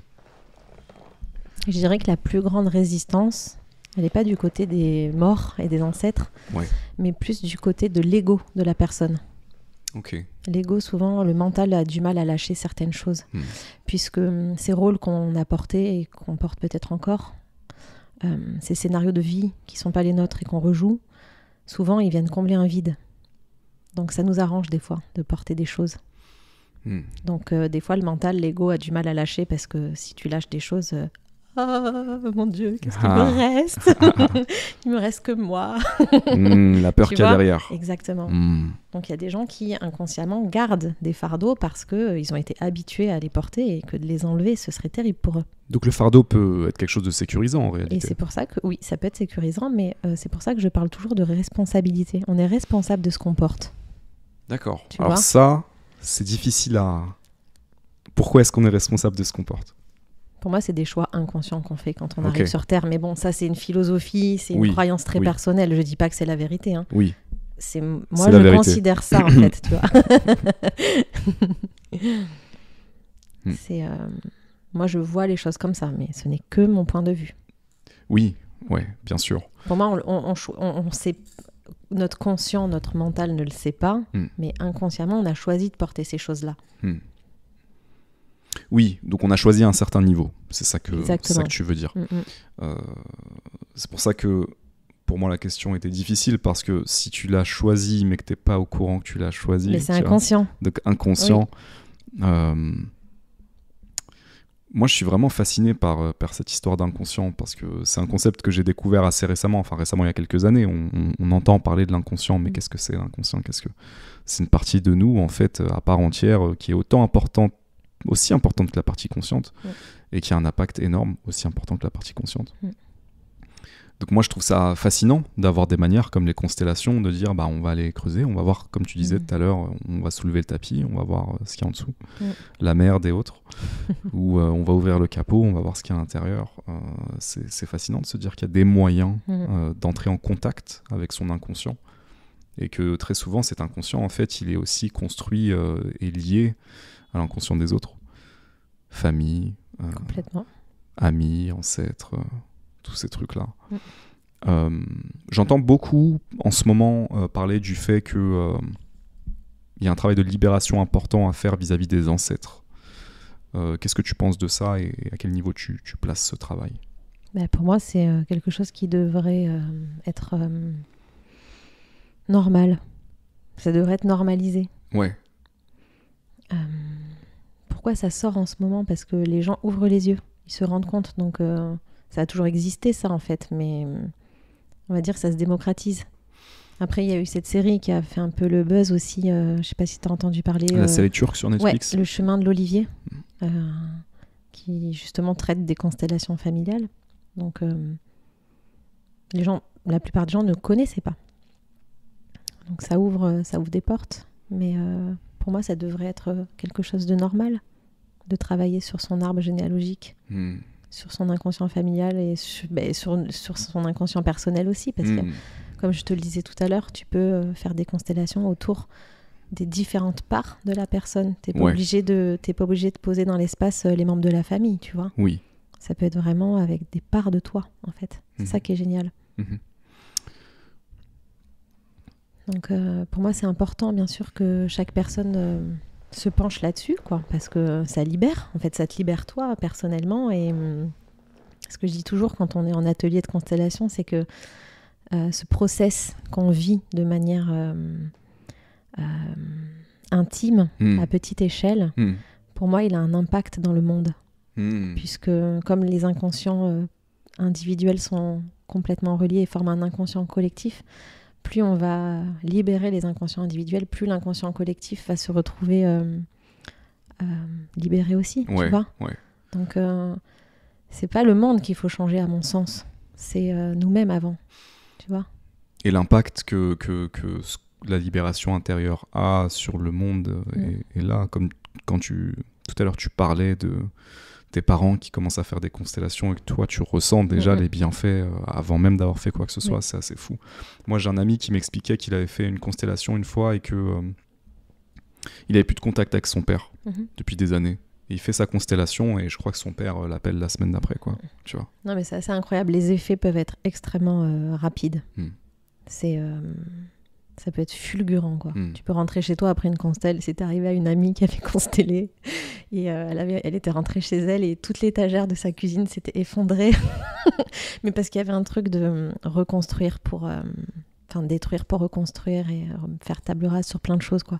Et elle rentre chez elle, et en fait, ça s'était effondré pendant sa constellation, quoi.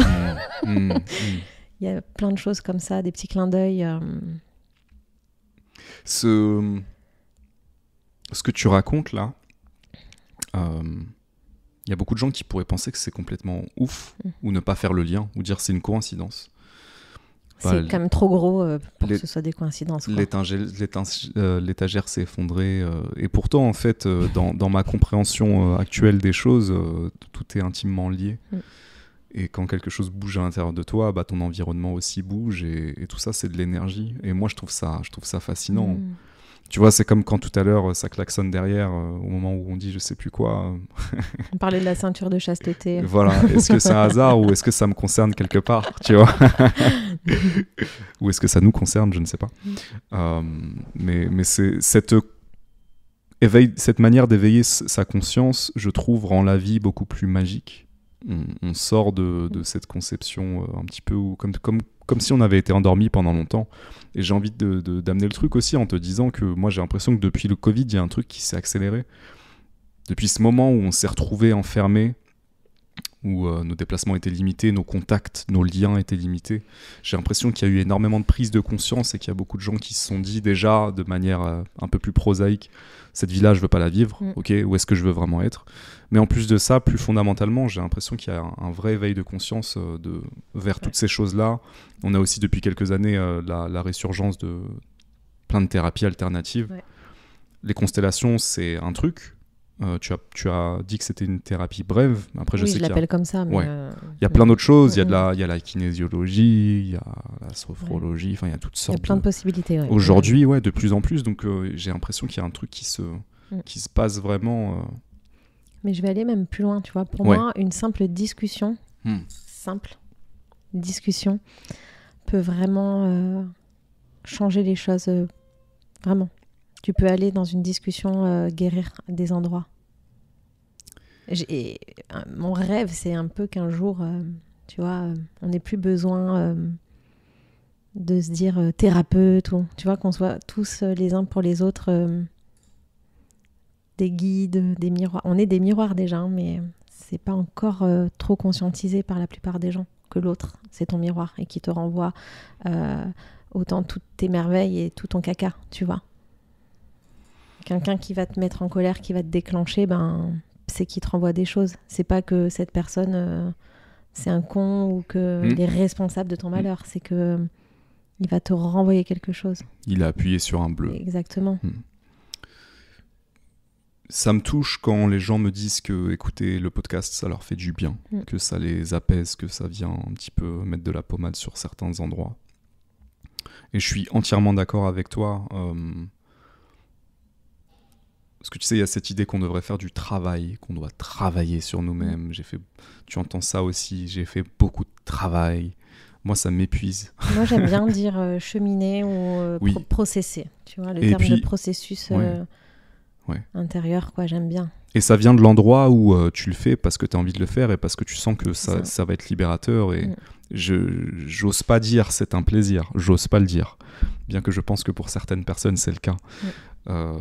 J'ose pas le dire parce que, bien entendu, quand tu vas te confronter à ton inconscient, à ce que tu portes, ça peut être inconfortable. C'est inconfortable, naturellement. Mais tu le fais parce que tu sais que c'est important et ça fait du bien, quoi. Tu le fais pas nécessairement parce que tu penses qu'il faut travailler pour régler, tu vois, ce truc-là. Et donc moi, ça m'a marqué quand tu disais une conversation peut suffire. Oui, parce que tout à l'heure, je rebondis sur ce que tu disais tout à l'heure. J'ai encore beaucoup de poids, beaucoup de choses à libérer.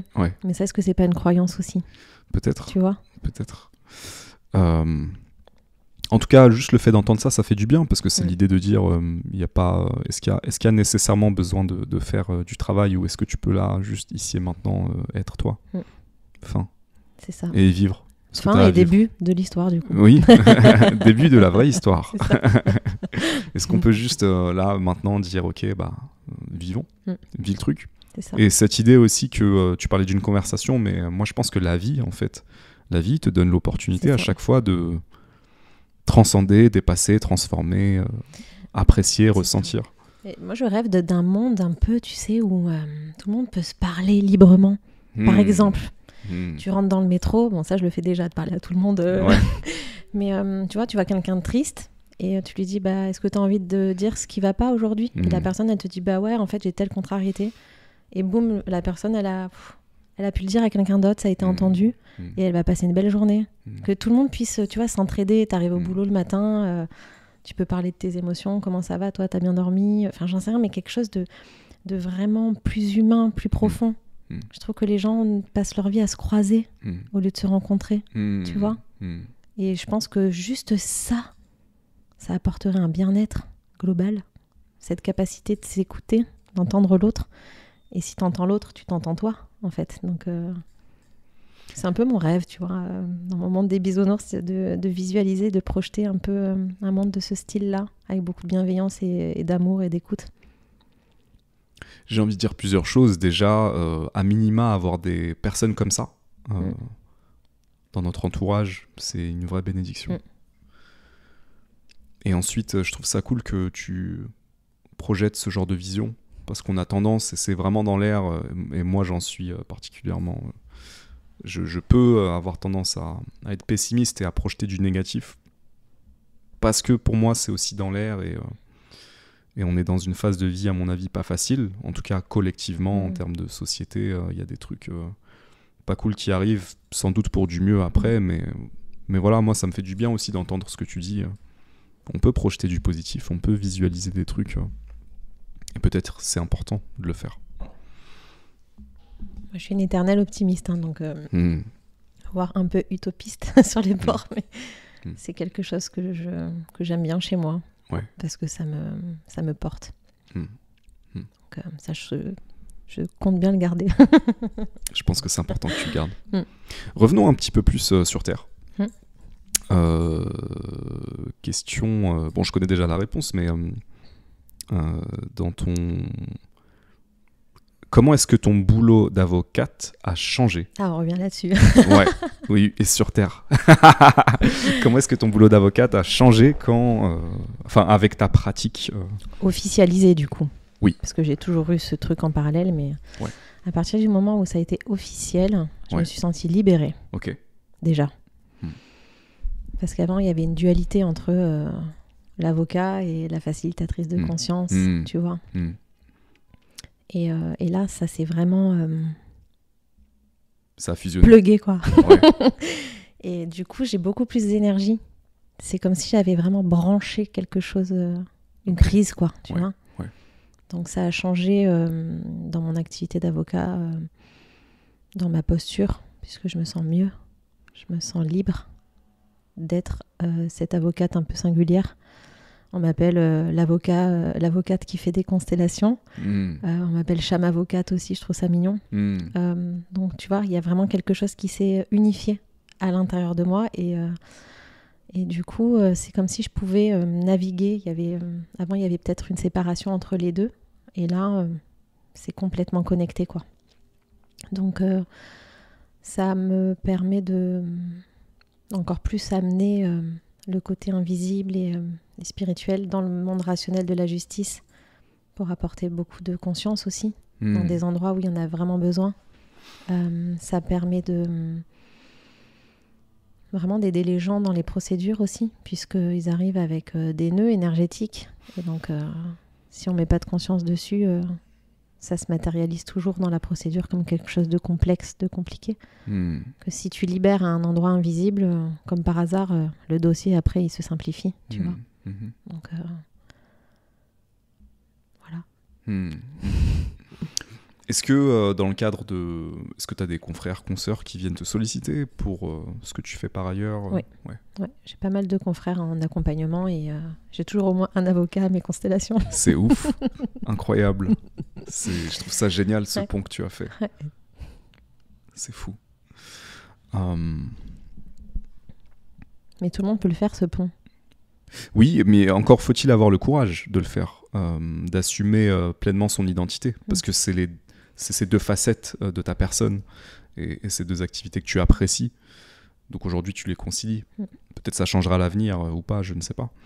Mais ouais, j'imagine qu'il a fallu une bonne grosse dose de courage, en tout cas avant de te lancer. Tu en parlais un petit peu au début, tu disais que la transition n'a pas forcément été facile, il y avait des doutes. J'ai eu peur quand même de présenter mon projet, parce que j'avais peur que ce soit pas accepté. Qu'on me dise, bah non, c'est contraire aux règles déontologiques, donc tu peux pas le faire, quoi. J'avais peur de ça. Mais en même temps, j'avais tellement blindé le projet que, au fond de moi, je savais que ça allait passer, mais j'avais un peu peur. Mais j'ai foncé, parce que je suis comme ça, donc j'ai sauté. Voilà. Et ça s'est plutôt bien passé. Donc, ce côté, on en parlait tout à l'heure quand on buvait notre café, ce côté lié à la terre et le ciel, je trouve ça cool. Il y a beaucoup de gens dans la spiritualité qui peuvent avoir tendance à se percher, à vouloir se déconnecter. Et à se perdre, du coup. Et à se perdre, en tout cas, c'est comme s'ils n'étaient pas complètement incarnés. Ils refusent un petit peu de vivre cette vie d'humain. Tu vois, moi je trouve ça cool que tu évolues entre ces deux mondes. C'est surprenant pour beaucoup, je pense, mais moi je trouve ça génial. Pour moi, pour le monde invisible et pour l'énergétique, enfin pour tout cet aspect, il y a besoin de structure.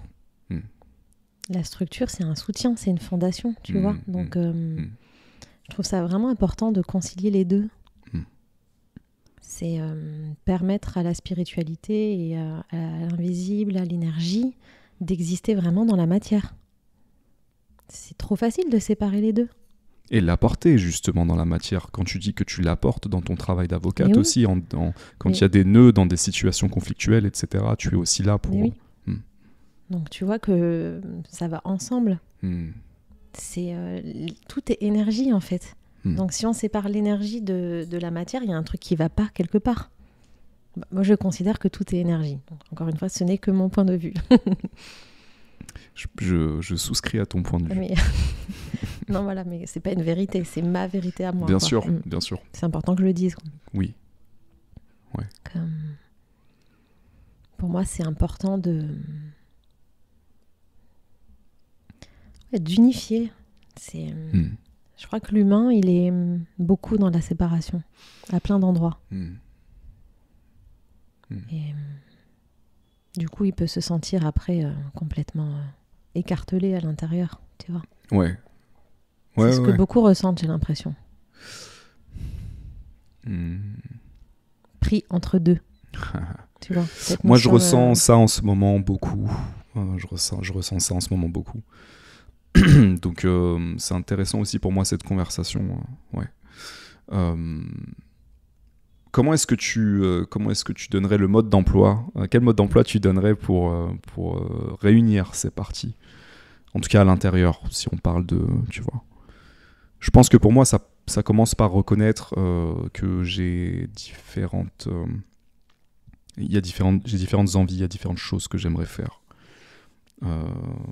Déjà accepter ça, être OK avec ça. Ouais. T'autoriser, tu vois. Accueillir et voir toutes ces parties de toi. Et ensuite, simplement leur dire qu'elles ont le droit de coexister. Et que c'est encore plus chouette si elles coexistent parce qu'elles ont des choses à s'apporter mutuellement. C'est-à-dire que l'une n'empêche pas l'autre et l'une n'annule pas l'autre. Mais tu sais que... je vais aller même plus loin. Tu m'as demandé l'impact que ça avait eu dans mon métier d'avocat quand j'avais réunifié les deux parts. Oui. Mais en fait, ça va plus loin. C'est comme si j'avais retrouvé une jambe et que finalement, jusqu'à ce que je processe cette unité intérieure à ce niveau-là, c'est comme si finalement j'avais marché un peu de traviole, quoi, tu vois. Et ça fait du bien de marcher avec ces deux jambes. Alors, à contrario, comment ton métier d'avocat t'aide dans ton travail de facilitatrice? Je pense que c'est aujourd'hui, je pense que c'est une structure. Que ça apporte un soutien structurel, matériel. Tu vois, une énergie de matière. Je le ressens comme ça aujourd'hui.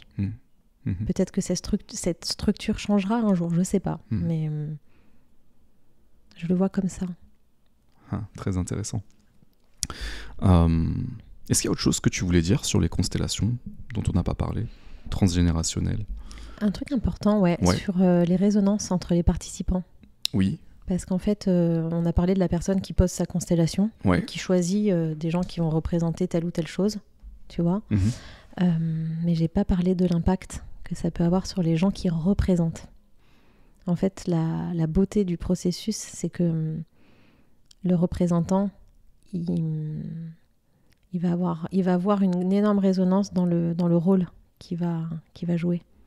Ça va résonner avec sa propre histoire, avec ses propres blessures, avec sa propre problématique. Et souvent, ce qui se passe, c'est que ceux qui sont choisis pour jouer telle ou telle chose, ils disent à la personne constellée, putain, mais c'est un truc de fou, je ressens la même chose que toi, j'ai la même problématique. Il y a toujours des résonances. C'est ça qui est magnifique dans ce processus collectif, comme je disais tout à l'heure, tu vois. Que ça profite aussi à l'inconscient collectif, mais du coup, ne serait-ce qu'entre les participants, c'est magnifique. Cette idée que les groupes ne se forment pas au hasard, Jamais par les hasard. rôles ne sont pas attribués au hasard. Comment Jamais. on attribue un rôle d'ailleurs quand on fait un travail de groupe? Moi, je fais mon exploration de demande, tu vois. Je pose la question à la personne, c'est quoi ta demande? Elle me pose sa problématique. Et ensuite, c'est moi en fonction de ce que je ressens, en fait, dans ce qui se joue. Je vais demander à la constellée, à la personne constellée de choisir. Donc, choisis quelqu'un dans le groupe qui représente ton père, par exemple. Donc, c'est elle qui va choisir. Et parmi les gens, elle va dire... Donc ça se joue intuitivement, la personne ressent et dit « ça, c'est mon père », par exemple. Exactement, donc elle va dire « Mourad, est-ce que tu veux bien représenter mon père ?»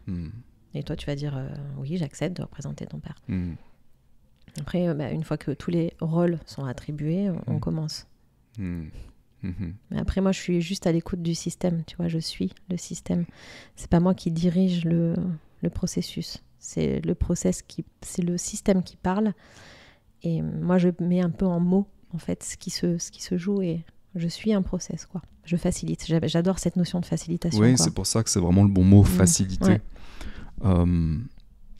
C'est quoi les parties les plus difficiles dans ce process? Est-ce qu'il y a des parties qui peuvent être... Les deux. Est-ce qu'il y a des parties qui peuvent être pénibles? Alors oui, pour les gens... bien sûr, il y a des choses à traverser quand même. Ouais. Des fois, il y a des grosses émotions, il y a des vrais passages. Donc, je suis là pour accompagner à cet endroit aussi. Quand c'est douloureux, quand c'est... il y a des pleurs, il y a des rires aussi, beaucoup. Des émotions qui doivent être ressenties, exactement. Vécues. Et qui, du coup, sont évacuées, mais il faut les traverser. Okay. Donc, moi, je suis là en soutien aussi pour apporter un espace de sécurité. C'est hyper important. Donc, les gens peuvent venir se déposer en toute sécurité parce que aussi je veille à ça. C'est quelque chose qui est très très important pour moi. Donc oui, ça peut être difficile certains passages, bien sûr, ça peut être très inconfortable pour les participants. T'as des personnes timides qui viennent en atelier, donc c'est dur des fois de dire ces mots. Oui, et d'autant plus que... alors ce que j'entends, c'est que on passe par ces moments qui peuvent être pénibles mais qui sont libérateurs au final. Il y a aussi, puisque tu parles de timidité, il y a aussi le fait que tu es dans un groupe d'inconnus, a priori. C'est ça. On peut aller dans des constellations avec des gens qu'on connaît, mais pas nécessairement. Donc on peut être entouré d'inconnus. Oui, tu peux aller avec des potes et être avec tes potes et des inconnus, que avec des inconnus, voilà, il n'y a pas de règle. C'est génial, ça me donne vraiment envie de tester, de venir tester. D'ailleurs ça fait longtemps, ça fait 12 mois que ça vient me chercher de différentes manières les constellations. Mais ça m'amène à un autre endroit, une question que je voulais te poser tout à l'heure que j'ai un petit peu zappé. Parce que tu vois, quand on parlait de... voilà, je vais la formuler maladroitement, mais je vais la formuler comme ça. Il y a beaucoup de gens qui disent, et j'ai pu penser ça, pourquoi est-ce que c'est moi qui dois faire le travail pour les autres? Je fais le travail, mais les autres ne veulent pas faire le travail. Pourquoi? Est-ce que ce serait pas plus simple qu'on fasse tous le travail? Tu vois ce que je veux dire? Oui. Par exemple, quand tu prends une famille, tu as une personne souvent qui va accepter d'être là-dedans. En tout cas, là, je parle de moi. Il y a une personne ici présente. Qui est loin d'être parfaite et qui joue ses rôles dans toutes les intrigues que je vis. Je joue mes rôles et voilà, j'ai mes postures et j'ai mes positions et tout. Mais ouais, ça a pu m'arriver de me dire putain, c'est dommage qu'il ne soit pas ouvert à ça. En tout cas, je parle pas à ça en particulier, mais je parle au fait d'entrer au moins dans une introspection. Et peut-être qu'ils le feront à leur manière, mais c'est une question que moi je me suis posée et que j'ai aussi souvent entendue dans ce genre de conversation avec des gens qui disaient... tu sais, les gens qui vont voir des thérapeutes et qui se disent « Putain, mais moi je vais voir le thérapeute, mais les autres, mon copain, ma copine, ma famille, Comment tu vois ce truc-là? Sachant que tu as posé dès le début le fait que, en fait, quand tu ne peux pas avoir une conversation avec quelqu'un, passer par le monde invisible, ça débloque pas mal de choses déjà, ça assainit pas mal de choses. Et peut-être aussi ça te permet, toi, de réaliser, toi, les postures que tu prends.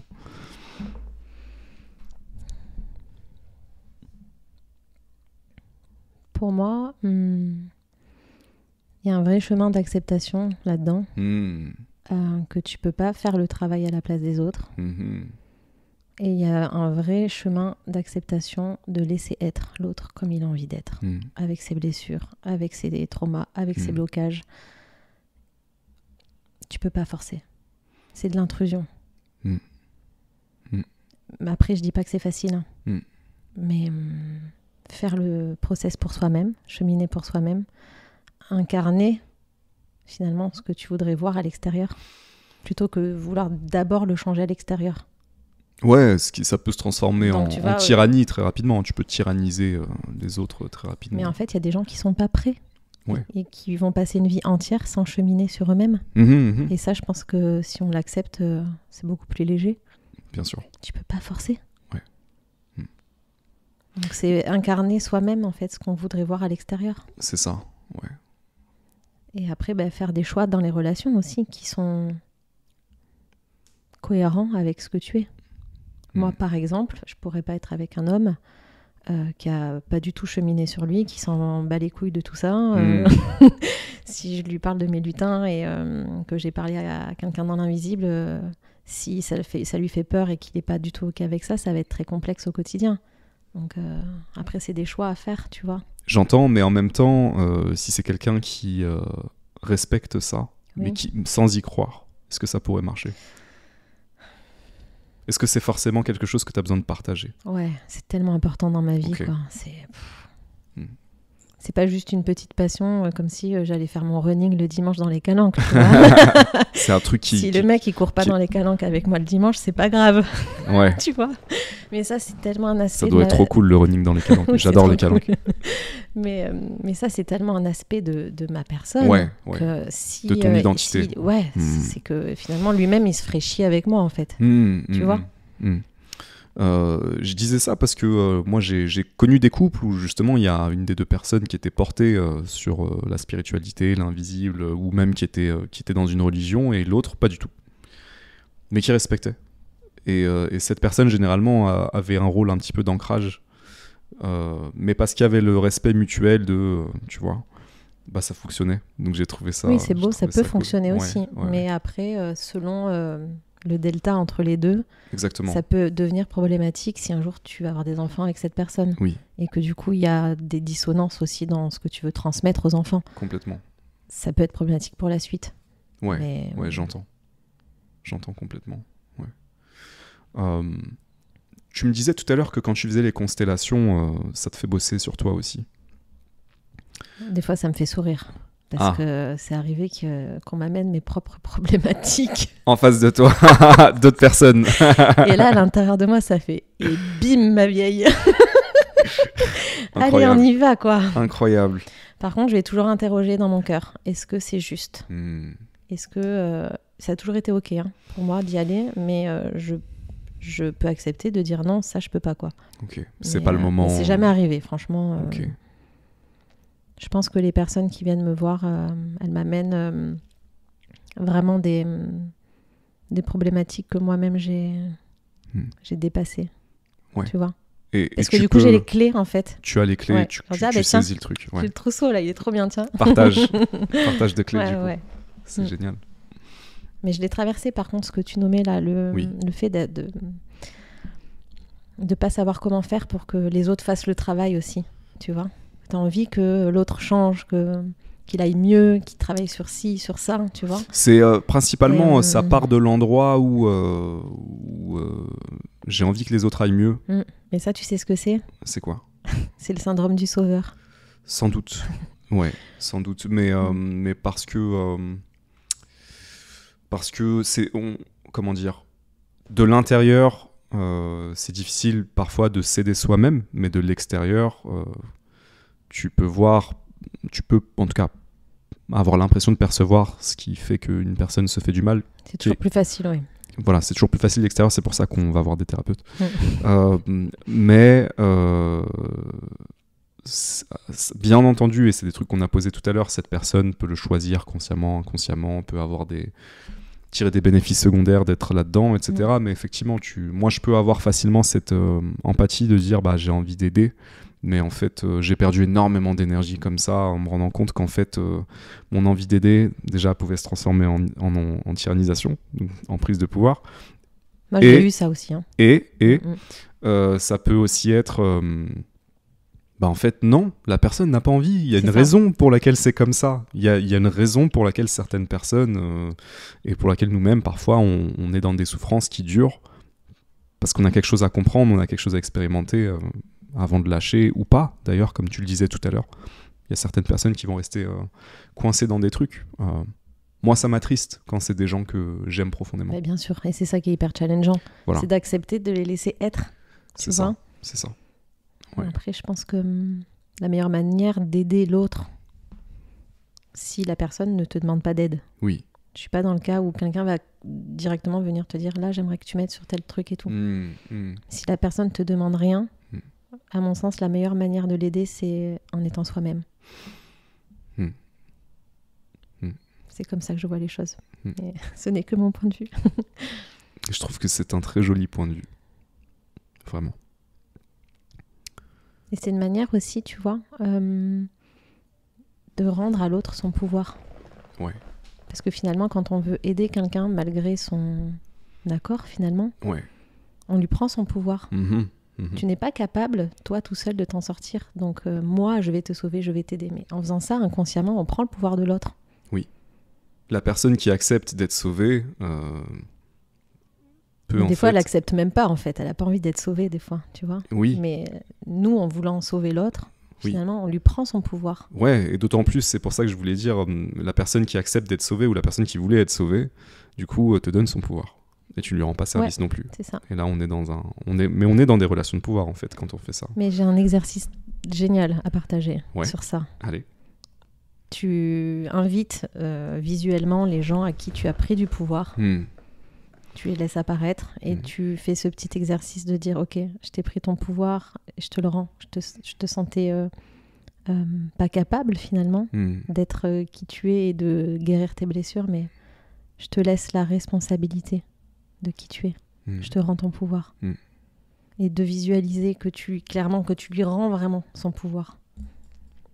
Et tu reprends le tien aussi. Puisque à certains endroits, on laisse complètement glisser notre pouvoir dans les mains de l'autre. Bien sûr. Et c'est un exercice vraiment intéressant. Tu visualises ce que tu lui rends. Tu le visualises sous forme de petite lumière ou je sais pas, quelque chose qui arrive en vision. Et tu le rends à la personne. Mais c'est assez puissant comme petit processus à faire. Je ressens déjà à quel point ça peut être puissant. Je pense que c'est un truc que je vais faire. On a tendance à faire ça avec les gens qu'on aime le plus. Nos parents, nos frères et sœurs, nos proches, quoi. Mais c'est pas rendre service du tout, quoi. Parfois, j'imagine que le truc le plus important, c'est faire ça avec les personnes que t'aimes le moins ou qui t'irritent le plus, avec qui il y a le plus de tension. Ces personnes qu'on pourrait considérer comme antagonistes. Mais moi, famille, j'aime bien travail, amis. Ça. C'est là où il y a les trucs les plus importants qui se jouent sans doute. C'est intéressant. Bien sûr. Ouais. Moi, je me dis que les gens qui vont me déclencher, qui vont vraiment m'énerver, j'aime bien ce mot déclencher, tu vois, c'est ça, qui vont me faire réagir, je les prends presque comme une boussole, en mode ok, qu'est-ce que ça vient de dire là à l'intérieur Tu vois, et en fait c'est génial parce que l'autre il te permet d'aller vraiment voir tes ombres, quoi. Tes profondeurs. Donc quelqu'un, moi, qui va me déclencher, je vais pas le juger, en fait. Je vais même le remercier. Pas directement, hein, mais je vais le prendre presque comme un maître. Ouais, un enseignant. Un enseignant, exactement. Donc c'est intéressant. Ouais, c'est très intéressant. Je pense à certaines personnes à qui j'ai envie d'arracher la tête très régulièrement. Bah, du coup, tu peux demander qu'est-ce qui t'énerve. Et réciproquement, je pense qu'ils ont envie de m'arracher la tête aussi très régulièrement. Je leur rends bien, on se le rend bien. Et effectivement, il y a quelque chose de très intéressant. Mais je suis complètement d'accord avec toi. Ça réveille ça réveille des choses qui sont situées dans notre ombre, dans nos profondeurs. Et très souvent, qui sont des blessures d'ailleurs. Des choses qu'on veut pas voir, quoi. Des choses qu'on ne veut pas voir, exactement. Des angles morts, complètement. Ouais. Très intéressant. Mais du coup, quand tu mets de la conscience dessus, ça peut même devenir drôle. Oui. Et la personne, là où elle t'énervait, après elle t'énerve, enfin, elle te va même presque te faire rire. Ça devient comique. T'auras du coup complètement débloqué la chose, tu vois, ce qui vraiment venait te chercher. Et après, Est-ce que c'est des moments, tu en parlais tout à l'heure, ça peut être comique en fait, la situation quand on la joue dans la constellation. Pour moi, on peut rire de tout, vraiment. Ouais. Et le rire a sa place de partout, quoi. C'est génial. Et oui, t'as des situations bien évidemment dramatiques dans les constelles. T'as des gens qui pleurent, il y a des liens qui se rejouent, des choses difficiles. Donc il y a un aspect un peu dramatique par moment. Mais même là-dedans, il y a des explosions de rire, quoi. Parce que, enfin, j'aurais plein d'exemples à donner, mais on se marre, ouais. En tout cas, après, c'est l'énergie que j'amène, moi. Tu vois, j'ai pas envie que ce soit... c'est tragique ce qu'on est en train de faire. Non, c'est génial, en fait. C'est pour le meilleur, donc on peut en rire, quoi. Il y a des situations dramatiques qui peuvent être drôles. Je suis d'accord, et j'irais même jusqu'à dire que le rire peut soigner. Et ça débloque, évidemment. Moi, je me souviens de situations dans lesquelles je me sentais triste ou énervé, et je ris parce qu'un pote me fait rire, ou peu importe. Et là, mais c'est, à ce moment-là, je me dis, mais c'est incroyable. C'est vraiment une énergie qui peut guérir, qui peut, tu vois... réellement libéré en fait. Et puis en plus, moi je pense à une situation en particulier où je suis très contrarié d'un truc et je raconte l'histoire avec un pote et il me le remet en contexte, tu vois. Et du coup je comprends ma posture. Et je pars en fou rire. Et c'était réglé. Et ouais. C'était réglé. En fait, simple discussion. Ouais, c'était réglé. Et merci à ces personnes qui nous font rire. Et qui, avec une grande habileté, sont capables de remettre le truc en perspective pour nous faire prendre conscience de... C'est incroyable. Waouh. Je me dis souvent que je devrais rire plus. Les gens me font remarquer que je souris pas beaucoup dans le podcast, d'ailleurs. Je prends note, c'est très intéressant. C'est très intéressant. Moi, j'ai été très soft. Hein. Ouais. Parce que d'habitude, j'explose de rire tout le temps. Bon, après, il n'y avait pas forcément matière à la explosion de rire, mais c'est quelque chose qui est très présent dans mon quotidien, quoi. Ouais, c'est Même super. des fois, je rigole tout seul dans mon bureau. Du coup, ça attire les filles. Elles viennent me voir, elles me disent c'est quoi? Qu'est-ce qui se passe? Mais il suffit que je repense à un truc qui m'a fait rire et j'explose de rire toute seule, quoi. Et je pars toute seule. C'est incroyable. C'est génial que tu sois connecté autant à cette joie de vivre. Je pense que je suis très connectée à mon âme d'enfant aussi, tu vois. Ouais. Et c'est important. Me laisser guider par ça et je rigole dans n'importe quel contexte, quoi. Je m'en fous. C'est trop bien. Au tribunal? Ça m'est déjà arrivé, ouais. Je me suis déjà pris un fou rire en audience. Merde. Et le magistrat, c'était une audience de référé à Aix-en-Provence, et le magistrat avait dit un peu moins de bruit dans la salle, s'il vous plaît. Ouais. J'avais explosé parce qu'en fait, on papotait, on discutait à voix basse, on se racontait des trucs drôles, et à un moment, j'ai explosé. Le naturel a jailli. Ouais. Il y a besoin de ça. Il y en a besoin, je suis d'accord. J'ai vraiment apprécié cette conversation, Joanne. Est-ce qu'il y a un dernier mot que tu voudrais ajouter avant de terminer? Soyez vous-même. Voilà. On a besoin de ça, en fait. C'est pas intéressant. Les masques. On vous voit pas avec vos masques. J'ai envie de dire aux gens, en fait. Moi, j'ai envie de rencontrer l'humanité sans masque. Voilà, c'est un peu mon petit mot de la fin. Magnifique, je prends, carrément. Pour les personnes qui ont apprécié cette conversation, qui souhaiteraient prendre contact avec toi, où est-ce qu'on peut te trouver? Sur Instagram. Ouais. Je vais pas donner mon numéro de téléphone quand même. Sait-on jamais. L'Instagram va apparaître à l'écran sur YouTube. Et pour ceux qui sont sur Spotify, donc qui écoutent, c'est quoi ton Instagram? C'est eawe.coaching. Ok. Bonne chance pour trouver comment les play. E-H-A-W-E-E. Point coaching. Ok, super. Après, sinon, tu tapes Joanne Dakessian sur Google Et on trouve aussi. et ils vont forcément arriver à moi. Super. Donc ceux qui veulent trouveront la manière. Il y a différentes manières. Joanne, merci beaucoup encore une fois. C'était super cool. Merci à J'ai toi. vraiment apprécié. Ce ne sera pas la dernière fois. Je sais que tu vas revenir. Avec plaisir. Je me suis vraiment éclaté. Moi aussi. Merci.